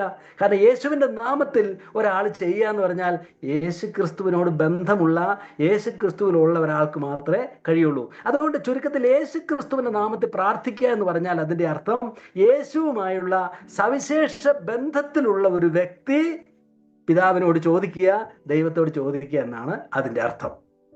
അപ്പൊ നമ്മൾ ഇന്ന് പ്രാർത്ഥിച്ചപ്പോഴും നമ്മളൊരു ഏത് പ്രാർത്ഥനയും നമ്മൾ പ്രാർത്ഥിക്കുമ്പോഴും യേശുവിൻ്റെ നാമത്തിൽ എന്ന് പറയുമ്പോൾ ആ പ്രാർത്ഥന ദൈവവുമായിട്ടുള്ള നമ്മുടെ ആ കമ്മ്യൂണിക്കേഷൻ, ആ ആശയവിനിമയം, അത് സ്തോത്രമാകട്ടെ, ആരാധനയാകട്ടെ, യാചനയാകട്ടെ, പ്രശംസയാകട്ടെ, കുറ്റസമ്മതമാകട്ടെ, അത് ദൈവസന്നിധിയിൽ സ്വീകാര്യമായി ദൈവം അത് കേട്ട് അതിന് മറുപടിയായി ദൈവം അതിനോട് പ്രതികരിക്കുന്നതിന്റെ കാരണം ഈ പറയുന്നയാള് യേശുവിലുള്ള ഒരു മനുഷ്യനാണ്, യേശു ക്രിസ്തുവിലായിരിക്കുന്ന ഒരു ദൈവ പൈതലാണ്. അത് പിതാവിന്റെ സന്നിധിയിൽ പിതാവിന് പ്രതികരിക്കാതിരിക്കാൻ കഴിയല്ല. പിതാവ് അതിനോട് പ്രതികരിക്കും. അതാണ് ആ വാക്കിന്റെ അർത്ഥം. അതുകൊണ്ട് ആ പദം നമ്മൾ ഉപയോഗിച്ചാലും ഉപയോഗിച്ചില്ലെങ്കിലും പ്രാർത്ഥനയെ ഫലവത്താക്കുന്നത് ഈ പ്രാർത്ഥിക്കുന്ന ആള് യേശുവിൽ ആണോ ഉള്ളത്, യേശുവിലുള്ള ഒരു വ്യക്തിയാണോ എന്നതാണ് അതിന്റെ അർത്ഥം. യേശുവിലാവുക എന്ന് പറഞ്ഞാൽ എന്താണ് അതിന്റെ അർത്ഥം? യേശുവിലാകുക എന്ന് പറഞ്ഞാൽ വളരെ ലളിതമായി പറഞ്ഞാൽ രക്ഷിക്കപ്പെടുക, ഒരു ദൈവപൈതലായി തീരുക എന്നല്ലേ അതിന്റെ അർത്ഥം. അതിനുപയോഗിച്ചിരിക്കുന്ന ഒരു പദമാണ് യേശുവിൽ. എഫേസ്യ ലേഖനം നമ്മൾ വായിക്കുമ്പോൾ അതിന്റെ 3 മുതൽ 14 വരെയുള്ള ആ ദീർഘമായിരിക്കുന്ന ആ വിശദീകരണത്തിൽ എത്ര തവണയാണ് അവനിൽ, ക്രിസ്തുവിൽ എന്നുള്ളതിന് അവനിൽ നമ്മെ തെരഞ്ഞെടുത്തു, അവനിൽ പാപമോചനം കിട്ടി, അവനിൽ ദൈവഹിതത്തിന്റെ മർമ്മം വെളിപ്പെടുത്തി, അവനിൽ നാം അവകാശം പ്രാപിച്ചു, അവന്റെ മഹത്വത്തിന്റെ പുകഴ്ചയ്ക്കായിട്ട് പരിശുദ്ധാത്മാവിൽ നമ്മെ മുദ്രയിട്ടു. നമ്മൾ ക്രിസ്തുവിൽ ഉള്ള ആളുകളാണ്. അതിന്റെ അർത്ഥം യേശു ക്രിസ്തു ലോകത്തിൽ വന്ന് ജീവിച്ച് മരിച്ച് ഉയർത്തെഴുന്നേറ്റ് ദൈവസന്നിധിയിൽ പിതാവിന്റെ വലതുഭാഗത്ത് ഒരു മനുഷ്യൻ തേജസ്കരിക്കപ്പെട്ടവനായിട്ട് എങ്ങനെ വാഴുന്നുവോ ആ ക്രിസ്തുവിൽ നമുക്കും അവനോടുകൂടെ മരിച്ച് അവനോടുകൂടെ ഉയർത്തെഴുന്നേറ്റ് അവനോടുകൂടെ തേജസ് ധരിച്ച് അവനോടുകൂടെ എന്നേക്കും ഇരിക്കുന്ന ഒരു ഐഡന്റിറ്റി, ഒരു സ്വത്വം ദൈവം നമുക്ക് നൽകിയിരിക്കുകയാണ്. നാം ക്രിസ്തുവിലായ ആളുകളാണ്. യോഹന്നാൻ സുവിശേഷം 15 പറഞ്ഞ പോലെ എന്നിൽ വസിപ്പിൻ. നമ്മൾ അവനിലാണ് വസിക്കുന്നത്. അവന്റെ മഹത്വമാണ് നമ്മുടെ മഹത്വം. അവന്റെ പരിജ്ഞാനമാണ് നമ്മുടെ പരിജ്ഞാനം. അവിടുത്തെ ദൈവവുമായിട്ടുള്ള ബന്ധമാണ് നമ്മുടെ ബന്ധം. അവിടുത്തെ ഭാവിയാണ്, പ്രത്യക്ഷതയാണ് നമ്മുടെ പ്രത്യക്ഷത. അവിടുത്തെ തേജസ്സാണ് നമ്മുടെ തേജസ്. അവിടുത്തെ ദൗത്യമാണ് നമ്മുടെ ദൗത്യം. അവിടുത്തെ ആഗ്രഹങ്ങളാണ് നമ്മുടെ ആഗ്രഹങ്ങൾ. യേശുവിലുള്ള ഒരു വ്യക്തി, അതാണ് ഒരു ദൈവ പൈതൽ എന്നുള്ള കാര്യം നമ്മൾ ഓർക്കണം. ആ വ്യക്തി ഇവിടെ പ്രാർത്ഥനകൾ സത്യത്തില് ദൈവവുമായിട്ടുള്ള മനുഷ്യന്റെ ബന്ധത്തെ നമ്മൾ നോക്കിയാൽ വേണമെങ്കിൽ നമുക്ക് രണ്ട് തരത്തിലുള്ള ബന്ധമുണ്ടെന്ന് വേണമെങ്കിൽ പറയാം. ഒന്ന്, എല്ലാ മനുഷ്യർക്കും ദൈവത്തിന്റെ സൃഷ്ടികൾ എന്ന തരത്തിലൊരു ബന്ധമുണ്ട്. ദൈവത്തിന്റെ സൃഷ്ടികൾ, നാം അവന്റെ സന്താനങ്ങളല്ലോ എന്ന് പൗലോസ് അപ്പോസ്തലൻ അരയോപക പ്രസംഗത്തിൽ പറയുമ്പോൾ അതാ ഉദ്ദേശിക്കുന്നത്. ഒരർത്ഥത്തിൽ എല്ലാവരും ദൈവത്തിന്റെ സൃഷ്ടികൾ എന്ന ബന്ധത്തിൽ അവന്റെ പരിപാലനയ്ക്ക് ഉള്ള ആളുകളാണ്. അതൊരു സൃഷ്ടിബന്ധമാണ്, എല്ലാ മനുഷ്യർക്കും ഉള്ളതാണ്. ഒരുപക്ഷെ മനുഷ്യർക്ക് മാത്രമല്ല, സകല ജീവവർഗങ്ങൾക്കും ഉള്ളതാണ് ദൈവവുമായിട്ടുള്ള ആ ബന്ധം. എന്നാൽ അതൊരു ആത്മീയ ബന്ധമല്ലെന്ന് നമുക്കറിയാം. എന്നാൽ നമുക്ക് പരിശുദ്ധാത്മാവിൽ ക്രിസ്തുവിന്റെ ആത്മാവിനെ നമ്മൾ പ്രാപിക്കുക വഴി നമുക്ക് ദൈവവുമായിട്ട് ലഭിച്ച ഒരു പുതിയ ബന്ധമുണ്ട്. അതൊരു ആത്മീയ ബന്ധമാണ്. അതൊരു പുതിയ ജീവിതമാണ് നമുക്ക് തരുന്നത്. കർത്താവായ യേശു ക്രിസ്തുവിനെ വിശ്വസിക്കുമ്പോൾ ക്രിസ്തുവിലാകുന്ന ഒരു വ്യക്തി ഒരു പുതിയ ജീവിതത്തിലേക്ക്, ഒരു പുതിയ ബന്ധത്തിലേക്ക്, ഒരു പുതിയ ദൗത്യത്തിലേക്ക് അവൻ പ്രവേശിക്കുകയാണ്. പൗലോസ് അപ്പോസ്തലൻ കൊരിന്ത്യർ ലേഖനം 5:17 പറഞ്ഞതുപോലെ, ഒരുത്തൻ ക്രിസ്തുവിലായാൽ അവൻ പുതിയ സൃഷ്ടിയാകുന്നു, പഴയത് കഴിഞ്ഞുപോയി, ഇതാ അത് പുതുതായി തീർന്നിരിക്കുന്നു. അപ്പൊ നമ്മളൊരു പുതിയ പരിപാടിയിലേക്ക്, ഒരു പുതിയ ജീവിത പദ്ധതിയിലേക്ക്, അനശ്വരമായിരിക്കുന്ന ഒരു ദൈവ പരിപാടിയിലേക്ക് നമ്മൾ ഇന്ന് പ്രവേശിച്ചിരിക്കുകയാണ്. പണ്ട് നമ്മളൊരു പരിപാടിയുടെ ഭാഗമായിരുന്നു രക്ഷിക്കപ്പെടുന്നതിന് മുമ്പ്. അത് ജനനം മുതൽ ജനിച്ച് ഈ ലോകത്തിന്റെ പാപവ്യവസ്ഥയിൽ ജീവിച്ച് അവസാനം മരിച്ച് ജീർണിച്ചു പോകുന്ന, നാശത്തിലേക്ക് പോകുന്ന ഒരു പരിപാടിയുടെ ഭാഗമായിട്ട് നമ്മൾ ജീവിച്ചവരാണ്. എന്നാൽ അങ്ങനെയുള്ള ആളുകളെ ഇന്ന് ക്രിസ്തുയേശുവിൽ ആകുക വഴി നമ്മളെ ഒരു പുതിയ പ്രോജക്റ്റിലേക്ക്, ഒരു പരിപാടിയിലേക്ക് നമ്മളെ കർത്താവ് മാറ്റി നിർത്തി. പുതിയ സൃഷ്ടി, പുതിയ പ്രോഗ്രാമിലേക്ക് മാറ്റി നിർത്തി. IT മേഖലയിലൊക്കെ ജോലി ചെയ്യുന്ന ആളുകൾ പറയുന്ന ഒരു വാക്ക് ഞാൻ കേട്ടിട്ടുണ്ട്, പ്രോജക്റ്റ് എന്ന് പറയും. അവര് ആ പഴയ പ്രോജക്റ്റ് മാറി ഇപ്പൊ പുതിയ പ്രോജക്റ്റിലാണ് എന്ന് പറയും. അതിൽ നിന്ന് ഞാൻ ട്രാൻസ്ഫർ ചെയ്തു, ഇപ്പൊ ഞങ്ങൾക്കൊരു പുതിയ പ്രോജക്റ്റാണ്. അപ്പൊ പ്രോജക്റ്റ് മാറി, പഴയ പ്രോജക്റ്റ് മാറി പുതിയ പ്രോജക്റ്റിലേക്ക് വരുമ്പോൾ ആ സിസ്റ്റം അപ്പാടെ മാറുകയാണ്. അവൻ്റെ ക്ലയൻസ് മാറും, അതിൻ്റെ ലീഡേഴ്സ് മാറും, അവൻ്റെ പ്രോഗ്രാം മാറും, അവരുടെ ലക്ഷ്യങ്ങൾ മാറും, അവരുടെ കൺസേൺസ് മാറും, ഇനി ഓപ്പറേഷൻ സിസ്റ്റം ചിലപ്പോൾ മാറും, എല്ലാം മാറും. പുതിയ പ്രോജക്റ്റ്. അപ്പൊ ദൈവം നമുക്ക് ക്രിസ്തുവിൽ ഒരു പുതിയ പ്രോജക്റ്റിന്റെ ഭാഗമാക്കി നമ്മളെ തീർത്തിരിക്കുകയാണ്. ആ പഴയ പരിപാടി മാറി പുതിയ പരിപാടി ക്രിസ്തുവിൽ, അത് ക്രിസ്തുവിന്റെ പ്രോജക്റ്റാണ്. നമ്മളെ അതിലേക്ക് ചേർത്ത് നമ്മളെ ആ പ്രോജക്റ്റിലെ ജോലിക്കാരാക്കി, നമ്മളെ അതിൻ്റെ ആളുകളാക്കി, അതിൻ്റെ പ്രവർത്തകരും അതിൻ്റെ പ്രായോജകരും ഒക്കെ ആക്കി നമ്മളെ ദൈവം തീർത്തിരിക്കുകയാണ്. ഒരു ദൈവ പരിപാടി, അതിനെ നമ്മൾ പറയുന്ന പേരാണ് ദൈവരാജ്യം എന്ന് പറയുന്നത്. ദൈവരാജ്യ പരിപാടി. അവിടെ ഈ പരിപാടിയുടെ ഭാഗമായിട്ട് നമ്മുടെ ആവശ്യങ്ങളൊക്കെ ഒരളവിൽ പറഞ്ഞാൽ ഈ ലോകത്തിലെ പരിപാടിയിൽ നിന്ന് വ്യത്യസ്തമായ ആവശ്യങ്ങളും വ്യത്യസ്തമായ ലക്ഷ്യങ്ങളും വ്യത്യസ്തമായ ബന്ധങ്ങളും വ്യത്യസ്തമായ അളവുകോലുകളും വ്യത്യസ്തമായ മൂല്യങ്ങളും ഒക്കെ നമുക്കുണ്ട്. അത് ലോകത്തിലെ ആളുകൾക്ക് മനസ്സിലാകുന്നതിലപ്പുറത്തുള്ള വേറൊരു ഹയർ ലെവൽ, ഒരു പുതിയ ഉയർന്ന തലത്തിലേക്ക്, ഉയരത്തിലുള്ള ഒരു തലത്തിലേക്ക് നമ്മളെയൊക്കെ കർത്താവ് ക്രിസ്തുവിൽ ഉയർത്തി വെച്ചിരിക്കുകയാണ്. അപ്പോസ്തലൻ പറഞ്ഞില്ലേ, ഉയരത്തിലുള്ളത് ചിന്തിപ്പിൻ, ഭൂമിയിലുള്ളതല്ല. ഉയരത്തിലുള്ളതെന്ന് പറയുമ്പോൾ നമുക്ക് വേറൊരു തരം ചിന്തയുണ്ട്. ഞാൻ 1-2 ഉദാഹരണം പറയുമ്പോൾ നമുക്ക് മനസ്സിലാവും. ഇപ്പൊ ഈ ലോകത്തിൽ നമ്മൾ ഭക്ഷണം കഴിക്കണ്ടേ? എന്നാൽ അതുപോലെ തന്നെ പുതിയ നിയമത്തിൽ പറഞ്ഞേക്കുന്നുണ്ടോ? ഇപ്പൊ കർത്താവ് പറഞ്ഞു, നിങ്ങൾ അറിയാത്ത ഭക്ഷണം ഉണ്ടെന്ന് പറഞ്ഞു. വേറൊരു തരം ഭക്ഷണത്തെ പറ്റി പറയുന്നു. എന്നെ തിന്നുന്നവൻ എൻ മൂലം ജീവിക്കൂ എന്നൊക്കെ പറയും. വേറൊരു ഭക്ഷണത്തെ പറ്റി പറയുന്നുണ്ടോ? ഒരു ആത്മീയ ഭക്ഷണം, വെള്ളത്തെ പറ്റി. ലോകത്തെ മുമ്പ് വെള്ളം കുടിക്കാതെ ജീവിക്കാൻ പറ്റിയല്ലോ.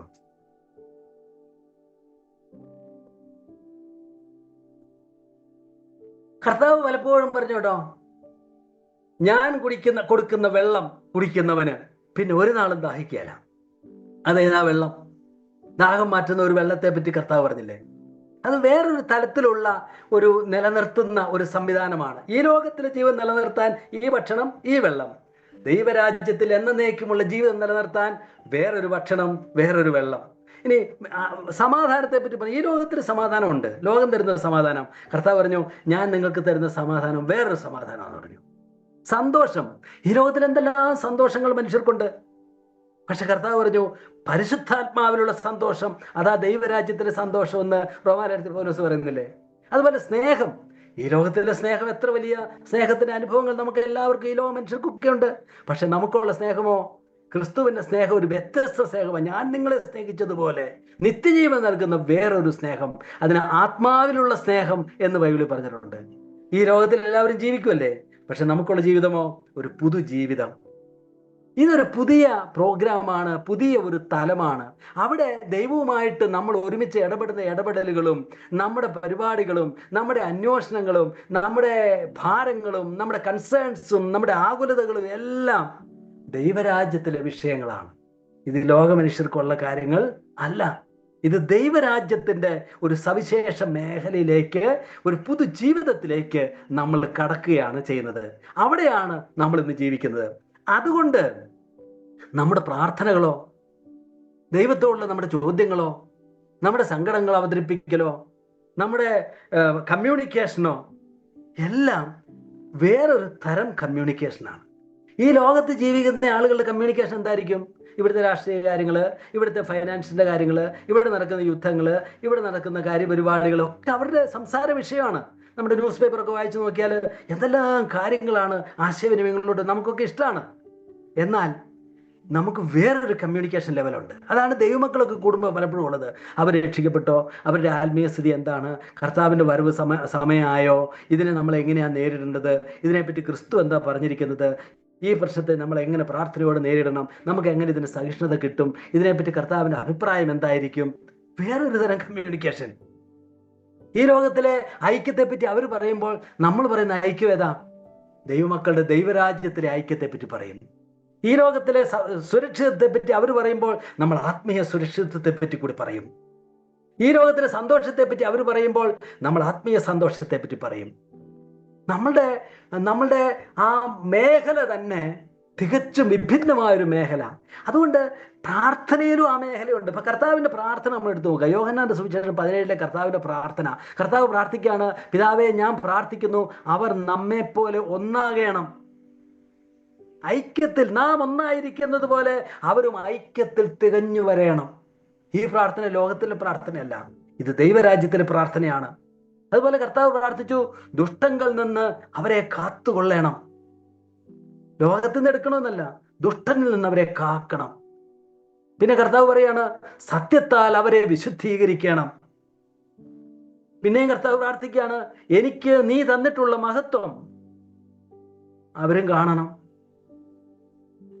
പിന്നെ കർത്താവ് പറയാണ്, ഞാൻ ഇരിക്കുന്ന സ്ഥലമുണ്ടല്ലോ, അവിടെ അവരും എന്നോടുകൂടെ ഇരിക്കണം. കർത്താവിന്റെ മഹാപുരോഹിത പ്രാർത്ഥനയുടെ ആ പ്രാർത്ഥനയിലെ അതിപ്രധാനമായ റിക്വസ്റ്റ് ആണ് ആ വാക്കുകൾ. അത് ഈ ലോകത്തിലെ മനുഷ്യർക്ക് മനസ്സിലാകുന്ന ഭാഷയല്ല. കർത്താവിന്റെ പ്രാർത്ഥന ഒരു ഉയർന്ന പ്രാർത്ഥനയാണ്. ആ പ്രാർത്ഥനയ്ക്ക് പിതാവ് ഉത്തരം നൽകുന്നതാണ് നമ്മളും നമ്മുടെയൊക്കെ ജീവിതത്തിൽ നമ്മുടെ രക്ഷാനുഭവം, നമ്മുടെ വീണ്ടെടുപ്പിന്റെ അനുഭവം, നമ്മുടെ വിശുദ്ധീകരണത്തിന്റെ അനുഭവം, പിന്നീട് ലഭിക്കാനിക്ക് തേജസ്കരണത്തിന്റെ അനുഭവം. ഞാൻ ഇരിക്കുന്നിടത്ത് അവരും ഇരിക്കണം എന്ന് കർത്താവ് പ്രാർത്ഥിച്ചെങ്കിൽ അവൻ ഇരിക്കുന്നിടത്ത് നമ്മളും ഇരിക്കും. അവൻ പ്രത്യക്ഷനാകുമ്പോൾ നാം അവനോട് സദൃശന്മാർ ആയിത്തീരും. കർത്താവിന്റെ പ്രാർത്ഥന കേട്ടോ, ആ പ്രാർത്ഥന വേറൊരു ലെവലിലുള്ള പ്രാർത്ഥനയാണ്. ഇനി പൗലോസിന്റെ പ്രാർത്ഥനകളെ പറ്റി ചിന്തിച്ചു നോക്കിയേ. എഫേസ്യ ലേഖനത്തിൽ പല പ്രാർത്ഥനകളുണ്ട്, കൊലോസ്യ ലേഖനത്തിൽ പ്രാർത്ഥനകളുണ്ട്. എഫേസ്യ ലേഖനത്തിൽ ഇങ്ങനെ പ്രാർത്ഥിക്കുകയാണ്, നിങ്ങളെ ഓർത്തുകൊണ്ട് നമ്മുടെ കർത്താവായ യേശുക്രിസ്തുവിന്റെ ദൈവവും മഹത്വമുള്ള പിതാവുമായവൻ നിങ്ങൾക്ക് തന്നെക്കുറിച്ചുള്ള പരിജ്ഞാനത്തിൽ ജ്ഞാനത്തിന്റെയും വെളിപ്പാടിന്റെയും ആത്മാവിനെ തരണം.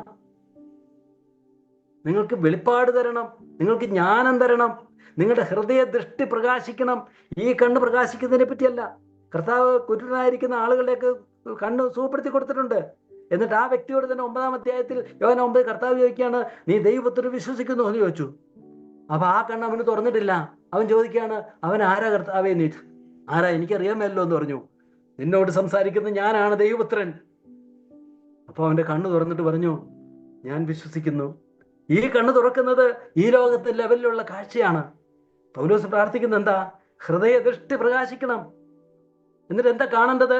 അവന്റെ വിളിയാലുള്ള ആശ എന്ന് പറഞ്ഞാൽ ദൈവം നമ്മെ വിളിച്ചു എന്ന് വിളിച്ചല്ലോ, ആ വിളിയിൽ അടങ്ങിയിരിക്കുന്ന ഹോപ്പ് എന്താണ്? അതിൽ അടങ്ങിയിരിക്കുന്ന ആ പ്രതീക്ഷ എന്താണ്? അതിന് നമുക്ക് എന്താണ് ആ വിളി കൊണ്ട് ലഭിക്കാനിരിക്കുന്നത്? അതെന്താണെന്ന് ആശയിന്നത് മനസ്സിലാകണം. വിശുദ്ധന്മാരിൽ അവന്റെ അവകാശത്തിന്റെ മഹിമാധനം ഇന്നതെന്ന് മനസ്സിലാക്കണം. വിശുദ്ധന്മാർ അവന് എത്ര വലിയൊരു ധനമായിരിക്കുന്നുവെന്ന് മനസ്സിലാകണം. അവന്റെ ബലത്തിന്റെ വല്ലഭത്വത്തിന്റെ വ്യാപാരത്താൽ വിശ്വസിക്കുന്ന നമുക്ക് വേണ്ടി വ്യാപരിക്കുന്ന അവന്റെ ശക്തിയുടെ അളവറ്റ വലിപ്പം എന്നതെന്ന് നിങ്ങൾ അറിയണം. ഇതൊക്കെയാണ് പ്രാർത്ഥന. ഇതെന്തൊരു ഭയങ്കരമായിരിക്കുന്ന കാഴ്ചപ്പാടാണ്, ദർശനമാണ് ഇവിടെ ഉള്ളത്. ഈ ലോകത്തിലൊക്കെ അതീതമായ ചിന്തയാണ്. ദൈവപരിജ്ഞാനം ലഭിക്കണം, ദൈവശക്തിയെ പറ്റിയുള്ള തിരിച്ചറിവ് വരണം, നമ്മൾ ആരായി തീരാൻ പോകുന്നു എന്നുള്ള വെളിച്ചം കിട്ടണം. അതൊക്കെ ഈ എഫേസോസിലെ വിശ്വാസികൾക്ക് ലഭിക്കണം. അതിനായി അവരുടെ ഹൃദയത്തിന്റെ കണ്ണ് തുറക്കണം. ആ ശക്തിയെ പറ്റി പറഞ്ഞപ്പോൾ അതിന് വിശദീകരണം പൗലോസ് പറയുന്നുണ്ട്. ക്രിസ്തുയേശുവിനെ മരിച്ചവരെന്ന് ഉയർപ്പിച്ച അതേ ശക്തിയാണ് ഈ വിശുദ്ധന്മാർക്ക് വേണ്ടി വ്യാപരിക്കുന്നതെന്നും ആ ശക്തിയുടെ വലിപ്പം എന്താണെന്ന് ഇവർക്കൊന്ന് മനസ്സിലാക്കി കൊടുക്കണേ എന്ന്. എലീശാ പ്രവാചകൻ പ്രാർത്ഥിച്ചില്ലേ, കർത്താവേ ഇവന്റെ യഹോവയുടെ കണ്ണു തുറക്കണമേ എന്ന് പ്രാർത്ഥിച്ചപ്പോൾ ആ ദൂതൻ ആ എലീശയുടെ ഭൃത്യൻ കണ്ട കാഴ്ച നമുക്കറിയാം.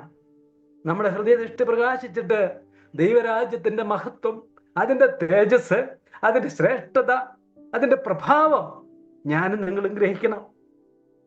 ആ കാഴ്ചയ്ക്ക് വേണ്ടിയിട്ടാണ് കർത്താവിന്റെ അടുക്ക് ചോദിക്കേണ്ടത്. അതാണ് അപ്പോസ്തലന്മാർ ചോദിച്ചത്. കൊലോസ്യർ പറഞ്ഞു, ഉയരവും നീളവും ആഴവും വീതിയും എന്തെന്ന് ഗ്രഹിക്കണം. ദൈവസ്നേഹത്തിന്റെ, ദൈവപരിപാടിയുടെ വിശാലത ഗ്രഹിക്കണം. അകത്തെ മനുഷ്യൻ ബലപ്പെടണം. അവരുടെ പ്രാർത്ഥന ഉണ്ടോ? കൊലോസ്യർ 4:2 എപ്പഫ്രാസിന്റെ പ്രാർത്ഥനയെ പറ്റി പൗലോസ് പറയുന്നുണ്ട്. ശ്രദ്ധേയമാണ്. എപ്പഫ്രാസ് നിങ്ങളെ വന്ദനം ചെയ്യുന്നു എന്ന് പറഞ്ഞിട്ട് പറയാണ്, നിങ്ങൾ തികഞ്ഞവരും ദൈവഹിതം സംബന്ധിച്ചൊക്കെയും പൂർണ്ണ നിശ്ചയമുള്ളവരായി നിൽക്കേണ്ടതിന് അവൻ പ്രാർത്ഥനയിൽ നിങ്ങൾക്ക് വേണ്ടി എപ്പോഴും പോരാടുന്നു. എപ്പഫ്രാസിന്റെ പോരാട്ടം എന്തായിരുന്നു? കൊലോസ്യർ സുവിശേഷം പറഞ്ഞ എപ്പഫ്രാസ് ആയിരിക്കും. പിന്നീട് പൗലോസിന്റെ കൂടെ നിന്നപ്പോൾ, പൗലോസിന്റെ കൂട്ടുകാലക്കാരനായിട്ട് നിന്നപ്പോൾ എപ്പഫ്രാസിന്റെ ഹൃദയത്തിൽ മുഴുവൻ കൊലോസ്യയിലെ വിശ്വാസികളായിരുന്നു. അവർക്ക് വേണ്ടി പോരാടുകയാണ്, പ്രാർത്ഥനയിലുള്ള ഒരു മൽപ്പിടുത്തം നടത്തുകയാണ്. എന്തിനു വേണ്ടിയാണ് പ്രാർത്ഥിച്ചത്? നിങ്ങൾ തികഞ്ഞവരായിട്ട് നിൽക്കണം, ദൈവഹിതം സംബന്ധിച്ച് പൂർണ്ണ നിശ്ചയമുള്ളവരാകണം. അതിനാ പ്രാർത്ഥിച്ചത് അവര്. പൗലോസ് തിമോത്തിക്ക് വേണ്ടി പ്രാർത്ഥിക്കുന്നത് നമ്മൾ 2 തിമോത്തി 1:3 പറയുന്നുണ്ട്. ഞാൻ എൻ്റെ പ്രാർത്ഥനയിൽ നിന്നെ ഓർത്ത് കണ്ണുനീരോടുകൂടെ നിനക്ക് വേണ്ടി പ്രാർത്ഥിക്കാൻ, നിന്റെ കണ്ണീരോർത്ത് ഞാൻ നിനക്ക് വേണ്ടി പ്രാർത്ഥിക്കുകയാണ്. പൗലോസിന്റെ പ്രാർത്ഥന എന്തായിരുന്നു? തിമോത്തിക്ക് എഴുതി കൊടുത്തപ്പോൾ പറഞ്ഞില്ലേ എന്തൊക്കെയായിരുന്നു പൗലോസിന്റെ ആഗ്രഹം തിമോത്തിയെ സംബന്ധിച്ച്. അതിൽ രസകരമായിരിക്കുന്ന ഒരു കാര്യം, തിമോത്തിക്ക് ചില ഭൗതിക ആവശ്യങ്ങളൊക്കെ ഉണ്ടായിരുന്നു. തിമോത്തിക്ക് രോഗം ഉണ്ടായിരുന്നു. നമ്മളാണ് ഈ പ്രാർത്ഥനാ ലിസ്റ്റിൽ ആദ്യം പെടുന്ന തിമോത്തിയുടെ അജീർണം, തിമോത്തിയുടെ കൂടെയുള്ള ക്ഷീണം. 1ാമത്തെ ലിസ്റ്റിൽ നമ്മൾ എഴുതി വെച്ചിട്ട് മിക്കവാറും നമ്മൾ അത് എഴുതി വെച്ചിട്ട് നമ്മൾ പറയും തിമോത്തിക്ക് വേണ്ടി പ്രാർത്ഥിക്കണം, തിമോത്തിക്ക് അജീർണമുണ്ട്, തിമോത്തിക്ക് കൂടെ ക്ഷീണമുണ്ടെന്ന് പറയും. പൗലോസ് രസകരമായിട്ട് പറയാണ്, ആ വിഷയം വന്നപ്പോൾ പൗലോസ് പറഞ്ഞു, അതിന് പ്രാർത്ഥിക്കുകയല്ല പൗലോസ് ചെയ്തത്, പ്രാർത്ഥിച്ചില്ലെന്നല്ല ഞാൻ പറയുന്നത്, പ്രാർത്ഥിക്കുക അല്ല ചെയ്തത്, നീ ഒരല്പം വീഞ്ഞ് സേവിച്ചു കൊള്ളുക എന്ന് പറഞ്ഞു. വീഞ്ഞു കുടിക്കാനുള്ളൊരു ഒരു ഒരു ആഹ്വാനമല്ല ഇതെന്ന് നമുക്ക് എല്ലാവർക്കും അറിയാം. ഇത് വീഞ്ഞു കുടിക്കാനുള്ളൊരു ആഹ്വാനം അല്ല. എന്നാലും പൗലോസ് പറയാണ്, ഈ ആവശ്യത്തിന് ഇവിടെ മരുന്നുണ്ടെന്ന്. എന്നാൽ തിമോത്തിയുടെ ശുശ്രൂഷ വിജയിക്കാൻ, തിമോത്തിക്ക് ദൈവപരിജ്ഞാനം ലഭിക്കുവാൻ, തിമോത്തി പറയുന്നത് വഴി ആളുകൾ രക്ഷിക്കപ്പെടുവാൻ, തിമോത്തി ദൈവശുശ്രൂഷ വിശ്വസ്തനായിരിക്കുവാൻ ഇവിടെ മരുന്നുകളില്ല, ഇവിടെ പരിഹാരങ്ങളില്ല. അത് ദൈവസന്നിധിയിൽ നിന്നും പ്രാർത്ഥിച്ച് വാങ്ങേണ്ട കാര്യങ്ങളാണ്. അതിനാണ് പൗലോസ് പ്രാർത്ഥിച്ചത്. യോഹന്നാന്റെ സുവിശേഷം 6:27 പറയുകയാണ്, കർത്താവ് അപ്പം വർദ്ധിപ്പിച്ചു കൊടുത്ത ആളുകൾ പിന്നീട് കർത്താവിനെ അന്വേഷിച്ചു എന്നും, കർത്താവെ നീ എവിടെ പോയി, നിന്നെ ഞങ്ങൾ അന്വേഷിച്ച് മടുത്തു എന്ന് പറഞ്ഞ് കർത്താവിനെ അന്വേഷിച്ച് ചെന്നപ്പോൾ കർത്താവ് പറയുന്ന ഒരു ഒരു ഒരു ഒരു ഒരു ശാസനയുടെ വാക്കുണ്ട്, നശിച്ചു പോകുന്ന ആഹാരത്തിനായിട്ടല്ല, നിത്യജീവങ്കിലേക്ക് നിലനിൽക്കുന്ന ആഹാരത്തിനായിട്ട് തന്നെ പ്രവർത്തിപ്പിൻ, അത് മനുഷ്യപുത്രൻ നിങ്ങൾക്ക് തരും, അവനെ പിതാവായ ദൈവം മുദ്രയിട്ടിരിക്കുന്നു. എന്താണ് ഈ മനുഷ്യപുത്രൻ നിങ്ങൾക്ക് തരാൻ? എന്ത് തരാനാണ് മനുഷ്യപുത്രനെ പിതാവ് സീൽ ചെയ്ത് മുദ്രയിട്ട് നിങ്ങളുടെ അടുക്കലേക്ക് അയച്ചതെന്ന് അറിയുമോ? നശിച്ചു പോകുന്ന ആഹാരം തരാനല്ല. പിന്നെന്തിനാ അയച്ചിരിക്കുന്നത്? നിത്യജീവങ്കിലേക്ക് നിലനിൽക്കുന്ന ആഹാരം തരാൻ. അതിനുവേണ്ടി ആരോട് ചോദിക്കണം? മനുഷ്യപുത്ര ഞങ്ങൾക്ക് തരണേ എന്ന് ചോദിക്കണം, പിതാവേ ഞങ്ങൾക്ക് തരണേ എന്ന് ചോദിക്കണം. അത് ചോദിക്കുകയല്ലാതെ അത് ലഭിക്കാൻ വേറെ ഒരു വഴികളുമില്ല. ഈ ലോകത്തിലെ ആവശ്യങ്ങളൊക്കെ ചോദിക്കാൻ ദൈവം 100 വഴികൾ വെച്ചിട്ടുണ്ട്. ചോദിച്ചിട്ട് ലഭിക്കാൻ ദൈവം 100 വഴികൾ വെച്ചിട്ടുണ്ട്. ഓരോന്നിനും അതതിൻ്റെതായിരിക്കുന്ന മാർഗങ്ങൾ സർവശക്തന്റെ മഹാകൃപയിൽ ദൈവം വെച്ചിട്ടുണ്ട്. എന്നാൽ ദൈവരാജ്യത്തിന്റെ അനുഗ്രഹ സമൃദ്ധി, ക്രിസ്തുവേശുവിലുള്ള ആ സ്വർഗത്തിലെ സകല ആത്മീയ അനുഗ്രഹങ്ങളും നമുക്ക് ലഭിക്കാൻ ദൈവം ഒരേ ഒരു വഴി മാത്രമേ വെച്ചിട്ടുള്ളൂ. അത് വിശ്വാസത്തിന്റെ പ്രാർത്ഥന മാത്രമാണ്. ചോദിക്കുവിൻ നിങ്ങൾക്ക് ലഭിക്കും. എൻ്റെ നാമത്തിൽ ചോദിക്കണം, ലഭിക്കും. അത് ഗ്യാരണ്ടിയാണ് കർത്താവ് നമുക്ക് നൽകിയിരിക്കുന്നത്. അതുകൊണ്ട് നമ്മുടെ പ്രാർത്ഥന യേശുവിൻ്റെ നാമത്തിൽ നമ്മൾ പ്രാർത്ഥിക്കുക എന്ന് പറഞ്ഞാൽ ആ പ്രാർത്ഥന ദൈവരാജ്യത്തിൽ, അതിൻ്റെ അർത്ഥം ദൈവരാജ്യ വിഷയങ്ങൾക്ക് വേണ്ടിയിട്ടുള്ള നമ്മുടെ പ്രാർത്ഥന ആണ്. ഈ ലോകത്തിൽ ജീവിക്കുന്നവർ എന്ന നിലയിൽ നമുക്ക് എല്ലാവർക്കും ഈ ലോക ആവശ്യങ്ങളുണ്ടെന്ന് നമുക്കറിയാം. നമുക്ക് എല്ലാവർക്കും ഉണ്ട്. നമ്മുടെ സങ്കടങ്ങളും വ്യാകുലതകളും അസ്വസ്ഥതകളും ഒക്കെ നമുക്കുണ്ട്. ഇതൊക്കെ കർത്താവിനോട് ചോദിക്കേണ്ട, കർത്താവിനോട് പറയേണ്ട എന്നല്ല. കർത്താവിനോടല്ലാതെ ദൈവമക്കൾ ആരോടാ ഇതൊക്കെ പറയുക? നമ്മുടെ കണ്ണുനീരൊഴുക്കാനും നമ്മുടെ വേദനകൾ പങ്കുവയ്ക്കാനും ആശങ്കകൾ അറിയിക്കാനും ഒക്കെ എവിടെയാ സ്ഥലം? നിങ്ങളുടെ സകല ചിന്താകുലങ്ങളും അവൻ്റെ മേലെ ഇട്ടുകൊള്ളുവിൻ. നിങ്ങളുടെ ആവശ്യങ്ങളൊക്കെ സ്തോത്രത്തോടെ ദൈവത്തെ അറിയിക്കത്രേ വേണ്ടത്. ഇതൊക്കെ കർത്താവ് നമ്മളോട് പറഞ്ഞിട്ടുണ്ട്. പ്രാർത്ഥനയുടെ വിശാല അർത്ഥത്തിൽ കർത്താവിന് ഇതൊക്കെ പറയാം. എന്നാൽ ഞാനതുകൊണ്ടാണ് പറഞ്ഞത്, നമുക്ക് തരാം എന്ന് നമുക്ക് ഉറപ്പ് നൽകിയിരിക്കുന്ന, അഷുറൻസ് നൽകിയിരിക്കുന്ന കാര്യങ്ങൾ അതേതാ? അത് കർത്താവ് എന്തിനു വേണ്ടിയിട്ടാണോ ക്രൂശിൽ വില കൊടുത്തത്, എന്ത് കാര്യത്തിന് വേണ്ടിയിട്ടാണോ കർത്താവ് നമുക്ക് വേണ്ടി സ്വർഗത്തിൽ പക്ഷപാതക്കാരനായിട്ട് പക്ഷപാതം ചെയ്യുന്നത്, ആ കാര്യങ്ങളൊക്കെ നമുക്ക് അഷുറൻസ് തന്നിരിക്കുകയാണ്. ഈ ലോകത്തിന്റെ എല്ലാ കാര്യങ്ങൾക്കും കിട്ടാൻ വേണ്ടി കർത്താവിൻ്റെ അടുക്കലേക്ക് നമ്മൾ മാത്രമല്ല എല്ലാവരും ദൈവസന്നിധിയിലേക്ക് നോക്കിയാലും നോക്കിയില്ലേലും കൊടുക്കുന്ന ഒരു ദൈവമാണ് നമ്മൾ. നമുക്ക് അറിയാം, എല്ലാവരുടെയും കണ്ണ് നിന്നെ നോക്കിയിരിക്കുന്നു, നീ തത്സമയത്ത് അവർക്ക് ഭക്ഷണം കൊടുക്കുന്നു, തൃക്കൈ തുറന്ന് ജീവനുള്ളതിനൊക്കെയും പ്രസാദം കൊണ്ട് തൃപ്തി വരുത്തുന്നു, നമ്മളെയും തൃപ്തിപ്പെടുത്തുന്നു, എല്ലാ നിലയിലും തൃപ്തിപ്പെടുത്തുന്നത്. ആരോഗ്യം തരുന്നതും ഭക്ഷണം തരുന്നതും വെള്ളം തരുന്നതും സൂര്യപ്രകാശം നൽകുന്നതും മഴ നൽകുന്നതും എല്ലാ നന്മകൾ മാതാപിതാക്കളിൽ നൽകുന്നതും സ്നേഹബന്ധങ്ങൾ നൽകുന്നതും പരിജ്ഞാനം എല്ലാം ദൈവമാണ്. എന്നാൽ നമ്മുടെ മുഖ്യ വിഷയത കർത്താവ് പറഞ്ഞു, മുമ്പേ അവൻ്റെ രാജ്യവും നീതിയും അന്വേഷിപ്പിൻ. അതാണ് നമ്മളുടെ ജീവിതത്തിന്റെ മുഖ്യ തലം.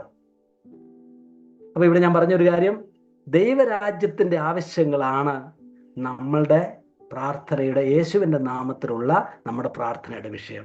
മൂന്നാമത്തെ കാര്യം, യേശുവിൻ്റെ നാമത്തിലുള്ള അപേക്ഷ ദൈവത്തിന്റെ ഇഷ്ടപ്രകാരമുള്ള അപേക്ഷയാണ്. കർത്താവ് പറഞ്ഞിട്ടുണ്ടല്ലോ, എൻ്റെ നാമത്തിൽ ചോദിച്ചാൽ നിങ്ങൾക്ക് തരും, ഞാൻ ചെയ്തു തരും, പിതാവ് ചെയ്തു തരും എന്ന് കർത്താവ് അതിനുള്ള ഉറപ്പ് നൽകുമ്പോൾ, ആ തരുമെന്ന് പറഞ്ഞ കാര്യം ഏത് കാര്യമാണ്? എന്ത് ചോദിച്ചാലും കിട്ടും എന്ന തരത്തിലാണ് പൊതുവെ ചിലപ്പോൾ ആളുകൾ ചിന്തിക്കുന്നത്. ഏത് കാര്യവും ചോദിച്ചിട്ട് അവസാനം യേശുവിൻ്റെ നാമത്തിൽ എന്ന് പറഞ്ഞാൽ അത് കിട്ടിയിരിക്കും എന്നാണ് കർത്താവ് പറയുന്നത്. അത് കിട്ടുമെന്ന് ഉറപ്പാണ് പറയുന്നത്. അങ്ങനെ തോന്നുമല്ലോ വായിച്ചാൽ. അങ്ങനെ നമുക്ക് പറയാൻ പറ്റുകയില്ല. എന്ത് ചോദിച്ചാലും എന്ന് പറഞ്ഞാൽ ആ എന്തെന്നുള്ളത് അത് ക്വാളിഫൈഡ് ആയിരിക്കുന്ന ഒരു കാര്യമാണ്. കാരണം കർത്താവ് നമുക്ക് തരുന്നത് കർത്താവിൻ്റെ ഹിതത്തിലുള്ള കാര്യങ്ങളാണ് കർത്താവ് നമുക്ക് തരുന്നത്. അവന് ഇഷ്ടമില്ലാത്ത കാര്യങ്ങൾ, തരാൻ മനസ്സില്ലാത്ത കാര്യങ്ങൾ നമ്മൾ ആരുടെ പേര് ചോദിച്ചാലും നമുക്ക് കിട്ടിയല്ല. തരാൻ ഇഷ്ടമുള്ളതേ തരുള്ളൂ. അങ്ങനെ ഒരു കോൺട്രഡിക്ഷൻ ഇല്ല. അതുകൊണ്ടാണ് യോഹന്നാൻ ലേഖനത്തിൽ കർത്താവ് അപ്പോസ്തലൻ എഴുതിയത്, അവൻ്റെ ഇഷ്ടപ്രകാരം നാം എന്തെങ്കിലും അപേക്ഷിച്ചാൽ അവൻ നമ്മുടെ അപേക്ഷ കേൾക്കുന്നു എന്നുള്ളത് നമുക്ക് അവനോടുള്ള ധൈര്യമാകുന്നു. അവൻ്റെ ഇഷ്ടപ്രകാരം നാം എന്തെങ്കിലും അപേക്ഷിച്ചാൽ അവൻ അപേക്ഷ കേൾക്കുന്നു. നാം എന്തപേക്ഷിച്ചാലും അവൻ നമ്മുടെ അപേക്ഷ കേൾക്കുന്നു എന്നറിയുന്നുവെങ്കിൽ അവനോട് കഴിച്ച അപേക്ഷ നമുക്ക് ലഭിച്ചു എന്നും നാം അറിയുന്നു. അപ്പം ഇത് ഇച്ചിരി ഒരു കൺഫ്യൂഷിങ് സ്റ്റേറ്റ്മെന്റ് ആണ്. എന്നാൽ ഒരു കാര്യം നമുക്കറിയാം, അവൻ്റെ ഇഷ്ടപ്രകാരം നമ്മൾ ചോദിക്കണം എന്ന് പറഞ്ഞാൽ അതിൻ്റെ അർത്ഥം, അവൻ്റെ ഇഷ്ടം എന്ന് പറഞ്ഞാൽ എന്താ? ദൈവം നമുക്ക് തരാനിരിക്കുന്ന ചില കാര്യങ്ങളുണ്ട്. ചോദിച്ചാൽ തരാം എന്ന് പറഞ്ഞ കുറേ കാര്യങ്ങളുണ്ട്. ആ കാര്യങ്ങൾ ചോദിച്ചിങ്ങോട്ട് വാങ്ങണം. എന്താണ് ആ ചോദിച്ചാൽ തരാമെന്ന് പറഞ്ഞ കാര്യങ്ങൾ? അതാണ് അവൻ്റെ ഇഷ്ടം. അവൻ്റെ ഇഷ്ടത്തിൽ അതുണ്ട്. ഇത് തരാനായിട്ടാണ് തീരുമാനിച്ചിരിക്കുന്നത് എന്ന ദൈവത്തിന്റെ ഇഷ്ടം നമ്മൾ അറിഞ്ഞാൽ നമ്മൾ ചാടി ചോദിക്കും, കർത്താവേ അതിങ്ങോട്ട് തരണേന്ന്.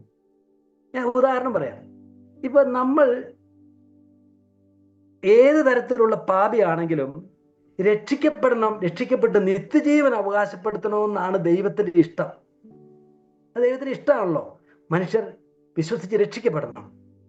ഇത് ഒരാൾ അറിയുന്നില്ല എങ്കിൽ അവൻ ഇതേപ്പറ്റി അറിയോ ഇല്ല, ചോദിക്കുകയോ ഇല്ല, പറയുകയോ ഇല്ല. എന്നാൽ നമ്മൾ സുവിശേഷം പറയുമ്പോൾ ഒരാളോട് എന്താ ചെന്ന് പറയുന്നത്? നിങ്ങൾ രക്ഷിക്കപ്പെടണമെന്നാണ് പിതാവിൻ്റെ ഇഷ്ടം. വിശ്വസിക്കുന്നവർക്ക് നിത്യജീവൻ ഉണ്ടാകുന്നുവെന്നാണ് പിതാവിൻ്റെ ഇഷ്ടം. നിങ്ങൾ വിശ്വസിച്ചാൽ നിങ്ങൾക്ക് രക്ഷിക്കപ്പെടും. അത് ദൈവം രക്ഷ തരാനായിട്ട് തീരുമാനിച്ചിരിക്കുന്നു. അപ്പോൾ ഒരാൾ പറയേ, എനിക്ക് ദൈവം രക്ഷ തരുമെന്ന് തീരുമാനിച്ചിട്ടുണ്ടോ? അതിനു വേണ്ട വില കർത്താവ് കൊടുത്തിട്ടുണ്ടോ? അന്നേരം അവൻ പറയും, കർത്താവായ യേശുവേ, ആ രക്ഷ എനിക്കും കൂടെ തരണം, ഞാൻ അങ്ങേ ആശ്രയിക്കുന്നു. രക്ഷ കിട്ടുമോ? രക്ഷ നിമിഷം കിട്ടും. പാപമോചനം. ഒരാളൊരു പാപം ചെയ്തു, കർത്താവിന്റെ ഇഷ്ടം എന്താ? അവനോട് ഏറ്റു പറയുന്നെങ്കിൽ പാപം ക്ഷമിക്കാവുന്ന കർത്താവ് പറഞ്ഞിട്ടുണ്ട്. ഇതറിയാൻ മേലെങ്കിൽ ഏറ്റു പറയുകയില്ല. ആ കുറ്റബോധം കൊണ്ട് നശിച്ചുപോയി, യുവദാസ് നശിച്ചു പോയതുപോലെ. എന്നാൽ ഇത് തിരിച്ചറിയുന്ന ഒരാൾ എന്ത് ചെയ്യും? ഇവന്റെ ഇഷ്ടം ക്ഷമിക്കുന്നതാണ് പിതാവിന് ഇഷ്ടം എന്നറിഞ്ഞാൽ ഓടിച്ചെന്ന് പറയും, കർത്താവേ, അബദ്ധം പറ്റിപ്പോയല്ലോ, അടിയനോട് പൊറുക്കണേ എന്ന് പറയുമ്പോൾ കർത്താവ് ക്ഷമിക്കും. കർത്താവ് തരാനായിട്ട് ആഗ്രഹിക്കുന്ന കാര്യങ്ങൾ പ്രാപിക്കുന്ന വഴിയാണ് പ്രാർത്ഥന. കർത്താവ് തരാനായിട്ട് ആഗ്രഹിക്കാത്ത കാര്യങ്ങൾ നമ്മൾ എത്ര ചോദിച്ചാലും നമുക്ക് കിട്ടുമോ? കിട്ടിയാല. അപ്പൊ കർത്താവ് തരുന്ന കാര്യങ്ങൾ ചോദിച്ചു വാങ്ങുക. സത്യത്തിൽ അതാണ് പ്രാർത്ഥനയുടെ വിജയ രഹസ്യം. ദൈവഹിതം എന്തെന്നറിഞ്ഞാൽ നമ്മളത് ചോദിച്ചിരിക്കും. ഒരാൾ നമുക്ക് 1,00,000 രൂപ ഫ്രീ ആയിട്ട് തരാനായിട്ട് നമ്മുടെ ഒരു സ്നേഹിതൻ ഒരാൾ ഇരിക്കുകയെന്നിരിക്കട്ടെ, നമുക്ക് പൈസയ്ക്ക് ആവശ്യമുണ്ടെന്നിരിക്കട്ടെ, നല്ല ബന്ധമൊക്കെ ഉള്ളതാണ്. നമ്മൾ അറിയുന്നില്ലേ, നമ്മൾ ചോദിക്കുകയല്ലോ. അവൻ ചോദിക്കുകയാണെങ്കിൽ 1,00,000 രൂപ അവന് കൊടുക്കാം. നമ്മളത് അറിഞ്ഞാൽ നമ്മൾ എന്ത് ചെയ്യും? സ്നേഹിത, 1,00,000 രൂപ തരാമെന്ന് തരാൻ പറ്റുമോ? എനിക്കൊരു 1,00,000 രൂപ വേണമായിരുന്നല്ലോ എന്ന് പറഞ്ഞാൽ ആ പൈസയും എടുത്തു തരും. അപ്പൊ തരാനിരിക്കുന്ന കാര്യം ചോദിക്കുന്നവർക്കേ കൊടുക്കുള്ളൂ. എന്നാൽ അവൻ തരാനിരിക്കുക, പൈസയൊന്നും എനിക്ക് ആരുടെയും പൈസയൊന്നും വേണ്ട, അവൻ എന്നാലും നീ കൊണ്ടുപോകാന്ന് പറഞ്ഞ് നിർബന്ധിക്കുക. നമ്മളാണെങ്കിൽ പോലും നിർബന്ധിക്കുമോ? കർത്താവ് തരാനിരിക്കുന്ന കാര്യം നമ്മൾ ചോദിക്കുക എന്നുള്ളത് സ്വീകരിക്കുന്ന കരമാണ്. അതാണ് കർത്താവ് ഉറപ്പ് നൽകിയിരിക്കുന്ന കാര്യം. എന്താണ് കർത്താവ് നമുക്ക് തരാൻ ആഗ്രഹിക്കുന്നത്? അതറിഞ്ഞ് അത് ചോദിക്കുക. രക്ഷ ചോദിക്കുന്നവർക്കെല്ലാം കൊടുക്കാനാണ് കർത്താവ് ഇരിക്കുന്നത്. പാപക്ഷമ ചോദിക്കുന്നവർക്കെല്ലാം കൊടുക്കാനാണ് ഇരിക്കുന്നത്. നിത്യജീവൻ അവനോട് ചോദിക്കുന്നവർക്ക് എല്ലാം കൊടുക്കാനാണ് കർത്താവ് ഇരിക്കുന്നത്.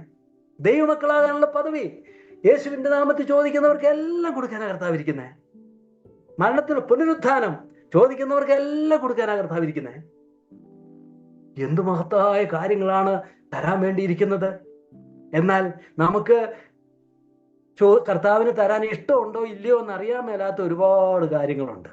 ഇപ്പൊ എനിക്ക് രോഗം വന്നപ്പോൾ അത് സൗഖ്യം തരണോ വേണ്ടയോ? എൻ്റെ പരീക്ഷയിൽ എനിക്ക് ജയം വേണോ വേണ്ടയോ? എനിക്കൊരു ജോലി കിട്ടണോ വേണ്ടയോ? ഞാൻ നട്ടതായിരിക്കുന്ന വാഴയൊക്കെ കുലയ്ക്കണോ വേണ്ടയോ? ഇതൊന്നും നമുക്കറിയാൻ മേലാത്ത ഒരുപാട് മേഖലകൾ ഈ ലോകത്തുണ്ട്. പലതും അറിഞ്ഞോ? യാക്കോബ് പറഞ്ഞ പോലെ ഇന്ന പട്ടണത്തിൽ പോയി ഇന്നത് ചെയ്യുമോ നിങ്ങൾ പറയരുത്. കർത്താവിന് ഇഷ്ടമാണെങ്കിൽ ചെയ്യാൻ പറ്റുള്ള കാര്യമെന്നുള്ള ഒത്തിരി കാര്യങ്ങളുണ്ട്. ആ കാര്യം നമുക്ക് എങ്ങനെ ചോദിക്കാൻ പറ്റും? കർത്താവെ, നിനക്ക് ഇഷ്ടമാണെങ്കിൽ തരണമേ എന്ന് ചോദിക്കാനായിട്ട് നമുക്ക് പറ്റും. ഇഷ്ടമാണെങ്കിൽ തരും, ഇഷ്ടമാണെങ്കിൽ തരില്ല. എന്നാൽ തരാനിരിക്കുന്ന കാര്യങ്ങളാണെങ്കിൽ അതാണ് കർത്താവ് പറഞ്ഞത്, ചോദിപ്പിൻ നിങ്ങൾക്ക് കിട്ടും, അന്വേഷിപ്പിൻ നിങ്ങൾ കണ്ടെത്തും, മുട്ടുവിൻ നിങ്ങൾക്ക് തുറന്നു കിട്ടും. കാരണം തുറക്കാൻ തയ്യാറായിട്ടിരിക്കുക. മുട്ടുന്നവർക്ക് തുറക്കാനായിട്ടിരിക്കുകയാണ്, ചോദിക്കുന്നവർ കൊടുക്കാനായിട്ടിരിക്കുകയാണ്, അന്വേഷിക്കുന്നവരുടെ മുമ്പിൽ വെളിച്ചമായി കാണിച്ചു കൊടുക്കാനായിട്ട് കർത്താവ് ഇരിക്കുകയാണ്. എന്താ കർത്താവ് നമുക്ക് തരാനായിട്ട് ഒരുങ്ങിയിരിക്കുന്നത്? സ്വർഗമാണ് തരാനിരിക്കുന്നത്. ദൈവരാജ്യവും അതിന്റെ സമൃദ്ധിയുമാണ് തരാനിരിക്കുന്നത്. ആത്മീയ അനുഗ്രഹങ്ങളുടെ സമ്പന്നതയാണ് തരാനിരിക്കുന്നത്. സ്വർഗം നിങ്ങൾക്ക് തരാമെന്ന കർത്താവ് പറഞ്ഞുകൊണ്ടിരിക്കുന്നത്. അപ്പൊ നമ്മൾ ചെന്ന് ഞങ്ങൾക്ക് ഭൂമി തരണേ, ഭൂമി തരണമേ എന്ന് പ്രാർത്ഥിച്ചാലോ? ഭൂമി തരുമോ ഇല്ലയോ നമുക്കറിയോ? ഈ ഭൂമി സ്വർഗം തരാം. കർത്താവ് പറഞ്ഞു, ചെറിയ ആട്ടിൻകൂട്ടമേ ഭയപ്പെടണ്ട, നിങ്ങളുടെ പിതാവ് രാജ്യം നിങ്ങൾക്ക് തരുവാൻ പ്രസാദിച്ചിരിക്കുന്നു. എന്താ രാജ്യം? നീതിയും സമാധാനവും പരിശുദ്ധാത്മാവിലുള്ള സന്തോഷവും അതോടൊപ്പം ദൈവരാജ്യത്തിന്റെ സമൃദ്ധിയും നമുക്ക് തരാൻ പിതാവ് പ്രസാദിച്ചിരിക്കുക. നമ്മൾ കൈ ഒന്ന് നീട്ടിയാൽ മതി. തരുവോ? അതാണ് കർത്താവ് പറഞ്ഞത്, ചോദിക്കുവിൻ നിങ്ങൾക്ക് ലഭിക്കും, അന്വേഷിക്കുവിൻ നിങ്ങൾ കണ്ടെത്തും. നമ്മൾ പറയുന്ന പോലെ പ്രാർത്ഥിക്കുക എന്നുള്ളത്, ക്രിസ്തീയ പ്രാർത്ഥന എന്നുള്ളത് അതൊരു ബ്ലാങ്ക് ചെക്ക് അല്ല.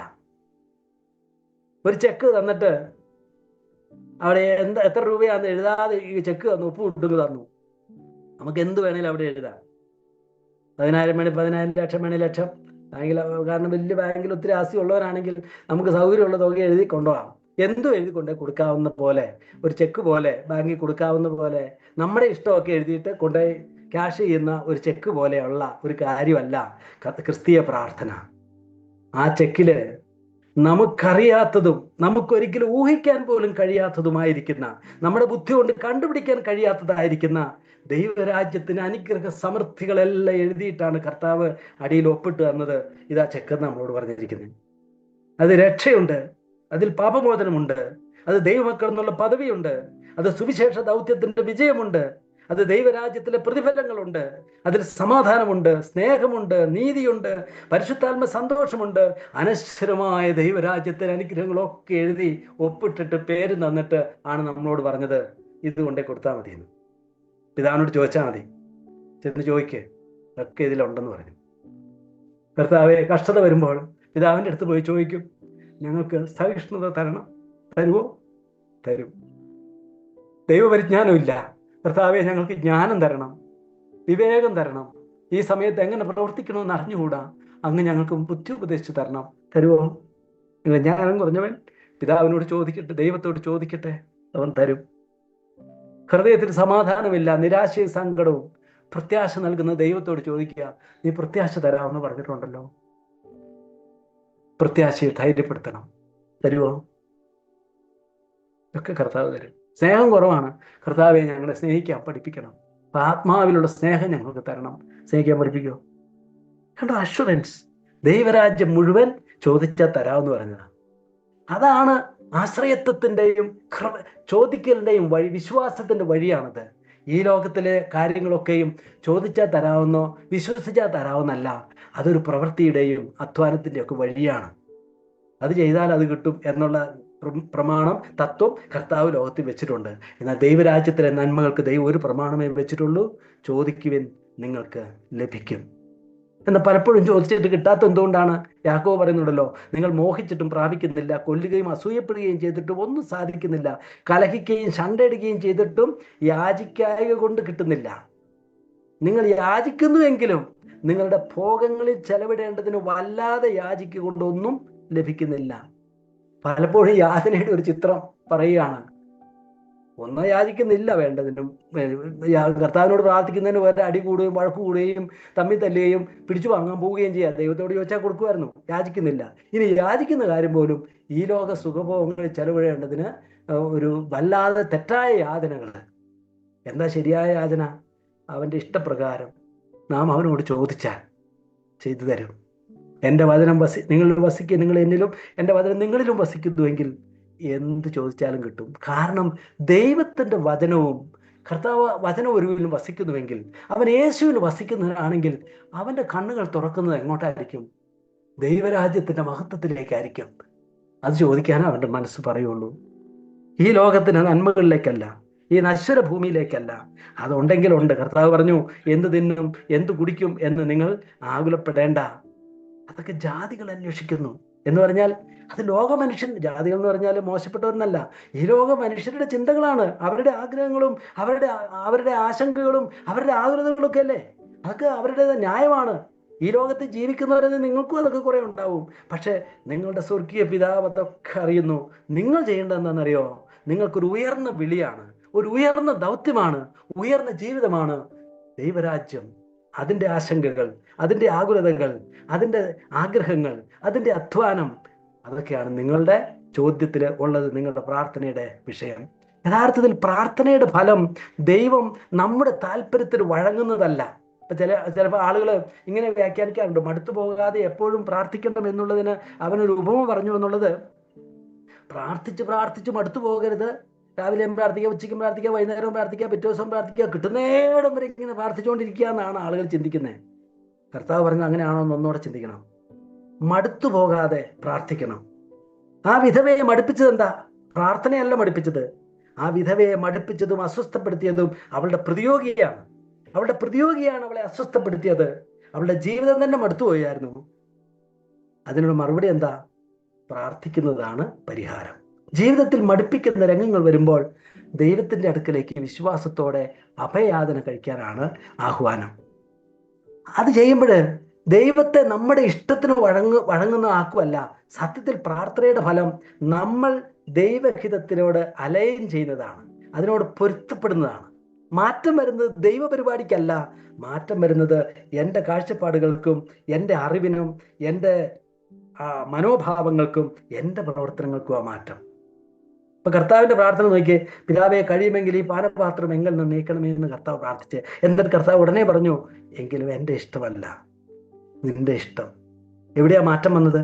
പിതാവ് പാനപാത്രം മാറ്റിയതാണോ? കർത്താവ് ഇത് ഏൽക്കാനായിട്ട് ധൈര്യപ്പെട്ടു. പിന്നെ കർത്താവ് ചോദിക്കുന്നത്, നിങ്ങൾ ആരെയാണ് അന്വേഷിക്കുന്നതെന്ന് തന്നെ പിടിക്കാൻ വന്ന സേവകന്മാരോട് ചോദിക്കുമാറ് ആ ധൈര്യം എവിടുന്നാ കർത്താവിന് വന്നത്? ദൈവഹിതം ചെയ്യാൻ ഉള്ള ആ ആത്മശക്തി, പരിശുദ്ധാത്മ ബലപ്പെടുത്തൽ, അതാണ് പ്രാർത്ഥനയുടെ ഫലം. ദൈവത്തിന്റെ ഹിതം മാറ്റലല്ല. പൗലോസ് അപ്പോസ്തലൻ ഈ മുള്ള് മാറിപ്പോകണമെന്ന് പ്രാർത്ഥിച്ചു. എവിടെയാ മാറ്റം വന്നത്? എൻ്റെ കൃപ നിനക്ക് മതി. എന്നിട്ട് പൗലോസ് പറഞ്ഞു, ഞാൻ ബലഹീനനായിരിക്കുമ്പോഴാണ് ഞാൻ ശക്തനായിരിക്കുന്നത് എന്ന് പറഞ്ഞു. എവിടെയാ മാറ്റം വന്നത്?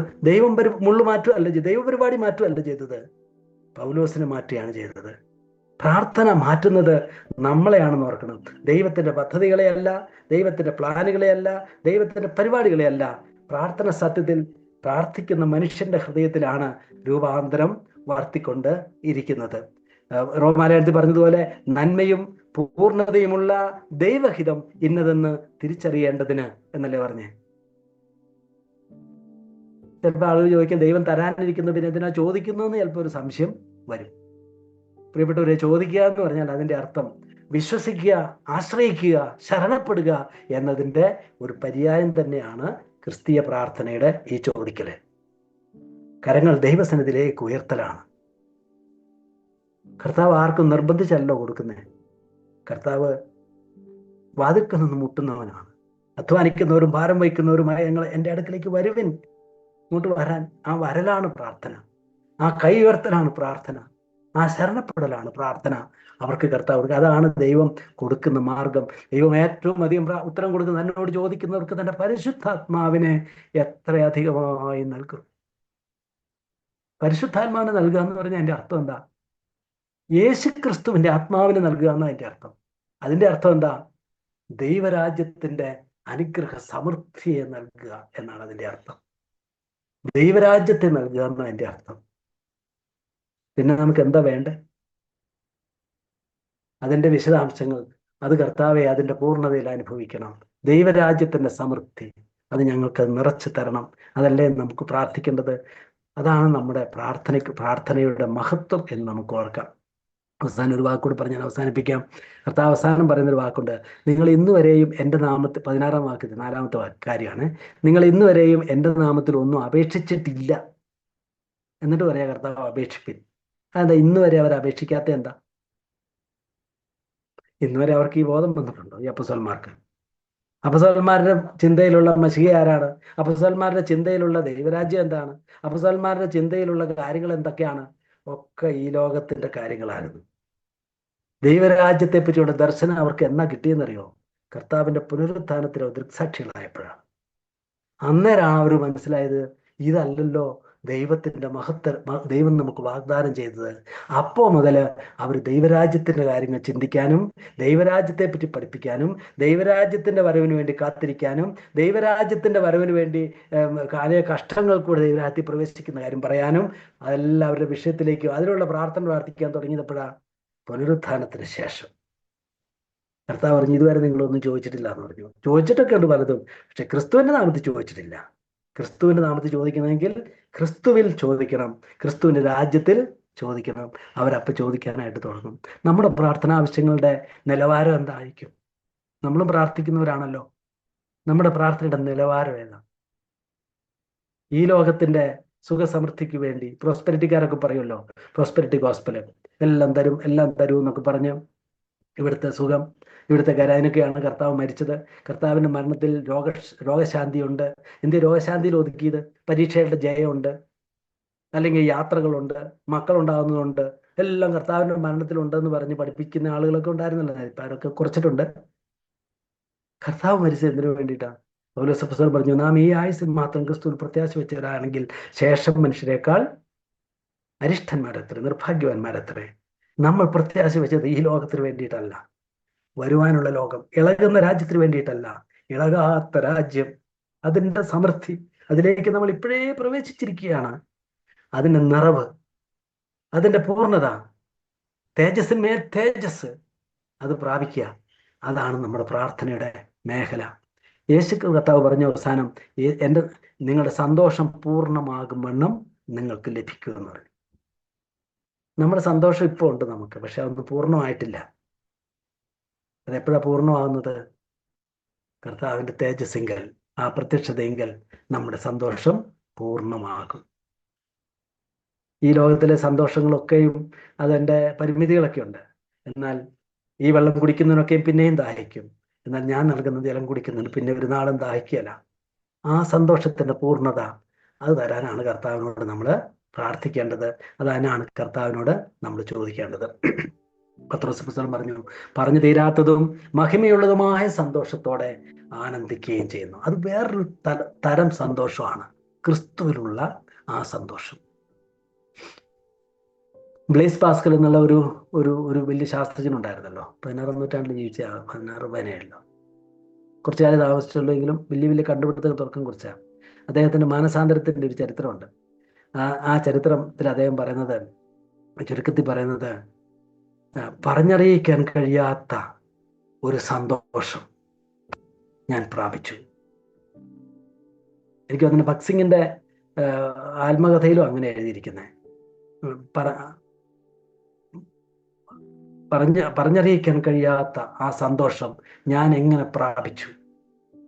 ഭഗത് സിംഗിന്റെ ആണെന്ന് തോന്നുന്നു, അങ്ങനെ പലരും അത് എഴുതിയിട്ടുണ്ട്. അതായത് ക്രിസ്തീയത ഒരു പൂർണ്ണ സന്തോഷത്തിലേക്കുള്ള നമ്മുടെ പ്രവേശനം ആണ്. അതാണ് നമ്മുടെ ക്രിസ്തീയ പ്രാർത്ഥന. അപ്പോൾ യേശുവിൻ്റെ നാമത്തിൽ പ്രാർത്ഥിക്കുക എന്നുള്ളത് നമ്മുടെ മഹത്തായ ഒരു പദവിയാണ്. അത് ഒരു ദൈവവൈതനുള്ള പ്രാഗൽഭ്യമാണ്. ആ തലത്തിലുള്ള പ്രാർത്ഥനയിലേക്കാണ് നമ്മളെ ഉയർത്തിയിരിക്കുക. അതുകൊണ്ടാണ് അത് ക്രിസ്തീയ പ്രാർത്ഥനയാണ്. മറ്റേ പ്രാർത്ഥനകളൊക്കെ പ്രാർത്ഥനയാണോ എന്ന് ചോദിച്ചാൽ ഒരുപാട് പ്രാർത്ഥനകളൊക്കെ ഉണ്ടല്ലോ, പ്രാർത്ഥനകളുണ്ട്. അത് ഈ ലോകത്തിലെ കാര്യങ്ങൾക്ക് വേണ്ടിയുള്ള പ്രാർത്ഥന, അങ്ങനെയുള്ള പ്രാർത്ഥനകളുണ്ട്. എന്നാൽ ഒരു ദൈവവൈതൽ അതിനപ്പുറം ചിന്തിച്ച് ദൈവരാജ്യത്തിൻ്റെ വിഷയങ്ങളിലേക്ക് ക്രിസ്തുവിൻ്റെ ആത്മാവിൽ ദൈവവചനത്തിൻ്റെ വെളിപ്പാടുകൾക്കനുസൃതമായി പ്രാർത്ഥിക്കുന്ന മനുഷ്യരാണ് യേശുവിൻ്റെ നാമത്തിൽ പ്രാർത്ഥിക്കുന്ന വ്യക്തി. ഒരർത്ഥത്തിൽ നമുക്കറിയാം, പ്രാർത്ഥനയെ പറ്റിയൊക്കെ ഇത്രയൊക്കെ പറഞ്ഞാലും എത്ര പഠിച്ചാലും, കർത്താവിനോട് അവർ ശിഷ്യന്മാർ പറഞ്ഞല്ലോ ഞങ്ങളെ പ്രാർത്ഥിക്കാൻ പഠിപ്പിക്കണമേ എന്ന് പറഞ്ഞു. എത്ര പഠിച്ചാലും നമ്മൾ കുറവുള്ളവരായിരിക്കും. ആ ദൈവാനുഭവം നമുക്കിവിടെ സ്വർഗത്തിൽ എത്തുമ്പോഴേ അതിൻ്റെയൊക്കെ തീക്ഷ്ണതയിലേക്ക് നമ്മൾ എത്തുള്ളൂ. അതുകൊണ്ടായിരിക്കും കർത്താവ് നമുക്ക് പ്രാർത്ഥിക്കാൻ കഴിവില്ലാത്തത് കൊണ്ട് വേറെ 2 പ്രാർത്ഥനകൾക്ക് നമുക്ക് സഹായത്തിനായിട്ട് വെച്ചിട്ടുണ്ട്. ഒന്ന് കർത്താവിൻ്റെ തന്നെ പ്രാർത്ഥനയാണ്. നമ്മൾ വായിക്കുന്നുണ്ടല്ലോ, സ്വർഗത്തിലെ കർത്താവ് നമുക്ക് വേണ്ടി, അതുകൊണ്ട് താൻ മുഖാന്തരമായി ദൈവത്തോട് അടുക്കുന്നവർക്ക് വേണ്ടി പക്ഷപാതം ചെയ്യാൻ സദാ ജീവിക്കുന്നവനാകിയാൽ അവരെ പൂർണ്ണമായി രക്ഷിപ്പാൻ അവൻ പ്രാപ്തനാകുന്നു. താൻ ദൈവത്തോട് അടുക്കുന്നവർക്ക് വേണ്ടി പക്ഷപാതം ചെയ്യാൻ ജീവിക്കുന്നു. അത് കർത്താവിനെ പറ്റി പറഞ്ഞാണ്. നമുക്ക് വേണ്ടി പക്ഷപാതം ചെയ്യുന്ന, പ്രാർത്ഥിക്കുന്ന ഒരു മധ്യസ്ഥൻ, ഒരു പകരക്കാരൻ, ഒരു ഉത്തരവാദി നമുക്ക് വേണ്ടി സ്വർഗത്തിലുണ്ട്. അതുപോലെ തന്നെ റോമർ 8:26 അവണ്ണം തന്നെ ആത്മാവ് നമ്മുടെ ബലഹീനതയ്ക്ക് തുണ നിൽക്കുന്നു. വേണ്ടും പോലെ പ്രാർത്ഥിക്കേണ്ട എന്തെന്ന് നാം അറിയുന്നില്ലല്ലോ, ആത്മാവ് തന്നെ ഉച്ചരിച്ചു കൂടാത്ത ഞരക്കങ്ങളാൽ നമുക്ക് വേണ്ടി പക്ഷപാതം ചെയ്യുന്നു. പരിശുദ്ധാത്മാവ്, നമ്മുടെ ഹൃദയത്തിൽ വസിക്കുന്ന പരിശുദ്ധാത്മാവ്, നമുക്കറിയാമല്ലോ എന്താ പ്രാർത്ഥിക്കേണ്ടതെന്ന്. എന്തൊക്കെ അറിഞ്ഞാലും നമ്മുടെ പ്രാർത്ഥന പലപ്പോഴും തരാമെന്ന് പറഞ്ഞ പ്രാർത്ഥനകളല്ല, അല്ലാത്തതൊക്കെയാണ് പലപ്പോഴും നമ്മുടെ ആശങ്ക, ആകുലതയൊക്കെ ആയിട്ട് ഇരിക്കുന്നത്. എന്നാൽ നമുക്ക് ചോദിച്ചില്ലേലും നമുക്ക് കിട്ടുന്ന എന്തുകൊണ്ടാണെന്നറിയോ? നമ്മൾ ചോദിച്ചില്ലേലും കിട്ടുന്നത് ദൈവത്തിന്റെ ആത്മാവ് നമ്മുടെ ബലഹീനതയ്ക്ക് തുണനിന്ന് നമുക്ക് വേണ്ടി പക്ഷപാതം ചെയ്യുന്നു. അതിന്റെ ഉത്തരങ്ങളാണ് നമ്മൾ അനുഭവിക്കുന്നത്. പൗലോസ് പുസ്തകം പറഞ്ഞ പോലെ ചോദിക്കുന്നതിലും നനയ്ക്കുന്നതിലും നമ്മുടെ അറിവിനൊത്തല്ലേ നമുക്ക് ചോദിക്കാൻ പറ്റുള്ളൂ. ദൈവം തരുന്നതോ നമ്മുടെ വലിപ്പത്തിനൊത്ത് നമ്മൾ ചോദിക്കും, നമ്മുടെ വലിപ്പക്കുറവിനൊത്ത് നമ്മൾ ചോദിക്കും. ദൈവം തൻ്റെ വല്ലഭത്വത്തിനൊത്ത് നമുക്ക് ചെയ്തു തരും. അമർത്തെ കുരുക്കി നിറച്ചോരളവായി നമ്മുടെ മടിയിലിട്ട് തരുന്ന ഒരു ദൈവം. ഒരുപക്ഷെ നമ്മൾ ഇന്ന് മനസ്സിലാക്കിയല്ല, സ്വർഗത്തിലെത്തുമ്പോൾ നമുക്ക് ലജ്ജ തോന്നാനിരിക്കുന്ന ഒരു കാര്യം, നമ്മളിവിടെ ജീവിച്ചത് എത്ര നിസ്സാരമായിരിക്കുന്ന കാര്യങ്ങളുടെ മേലാണ് നമ്മൾ ആശങ്കപ്പെട്ടതും സങ്കടപ്പെട്ടതും കരഞ്ഞതും ഉപവസിച്ചതും പ്രാർത്ഥിച്ചതും ഒക്കെ ചിലപ്പോൾ സ്വർഗത്തിൽ ചെല്ലുമ്പോൾ നമ്മൾ ഓർത്തു പോകും. കർത്താവെ, ചോദിക്കേണ്ടതിന് വേണ്ടി അല്ലല്ലോ ഞങ്ങൾ ചോദിച്ചത്, അറിയേണ്ടതിന് വേണ്ടിയിട്ടല്ലല്ലോ, വലുത് ഞങ്ങൾ അറിയാതെ ആണല്ലോ ചെയ്തത്. അവിടുത്തെ മഹത്വം എത്ര വലുതാണ് എന്ന് നമ്മൾ പഠിക്കുക. അതുകൊണ്ട് നമുക്ക് കർത്താവിനോട് പറയാം, ശിഷ്യന്മാർ പറഞ്ഞതുപോലെ, കർത്താവെ, ഞങ്ങളെ പ്രാർത്ഥിക്കാൻ പഠിപ്പിക്കണമേ. അവിടുത്തെ പാദപീഠത്തിലിരുന്ന് നമ്മൾ പ്രാർത്ഥിക്കാൻ പഠിക്കുന്ന ആളുകളായിരിക്കാം. കാരണം പ്രാർത്ഥന നമുക്ക് ദൈവവുമായിട്ട് യേശുക്രിസ്തുവിലുള്ള പിതൃപുത്ര ബന്ധമാണ്, അതിൻ്റെ അനുഭവമാണ്. ആ അനുഭവത്തിൽ ഞങ്ങളെ വളർത്തണമേ എന്ന് നമുക്ക് ദൈവത്തോട് പ്രാർത്ഥിക്കാം. ദൈവത്തിൻ്റെ നാമം മഹത്വപ്പെടുമാറാകട്ടെ. Thank you Suresh. നമ്മൾ യേശുവിന്റെ നാമത്തിലുള്ള പ്രാർത്ഥന എന്നുള്ള ടോപ്പിക്കിലായിരുന്നു നമ്മൾ സംസാരിച്ചു തുടങ്ങിയത്. നമുക്ക് ഇനി ചർച്ചയ്ക്കൊക്കെ ആയിട്ടുള്ള സമയമുണ്ട്. യേശുവിന്റെ നാമത്തിലുള്ള പ്രാർത്ഥന എന്ന് പറഞ്ഞാൽ യേശുവിലുള്ള പ്രാർത്ഥന ആണ് എന്നാണ് നമ്മൾ ആദ്യം കേട്ടത്. അതിനുശേഷം പ്രാർത്ഥനയെക്കുറിച്ച് ധാരാളം കാര്യങ്ങൾ നമ്മൾ കേട്ടു. ചോദിപ്പിൻ എന്നാൽ നിങ്ങൾക്ക് കിട്ടും എന്ന് പറഞ്ഞിരിക്കുന്ന കർത്താവിന്റെ വചനത്തെക്കുറിച്ച് നമ്മൾ ചിന്തിച്ചു. ദൈവരാജ്യ വിഷയങ്ങൾക്ക് വേണ്ടിയുള്ള പ്രാർത്ഥനയായിരിക്കണം നമ്മുടെ പ്രാർത്ഥന എന്നുള്ള കാര്യം നമ്മൾ കേട്ടു. നമ്മുടെ ഭൗതിക കാര്യങ്ങളോ ആത്മീയ കാര്യങ്ങളായിട്ട് വേർതിരിക്കുക എന്നുള്ളതിലുപരി നാം ചെയ്യുന്ന കാര്യങ്ങൾ അത് ദൈവത്തിന്റെ ഇഷ്ടത്തിനനുസരിച്ചുള്ള കാര്യങ്ങളാണോ എന്നുള്ളതനുസരിച്ച് പ്രാർത്ഥിക്കാൻ വേണ്ടിയിട്ട് നമുക്ക് ഒരുങ്ങിയിരിക്കാം.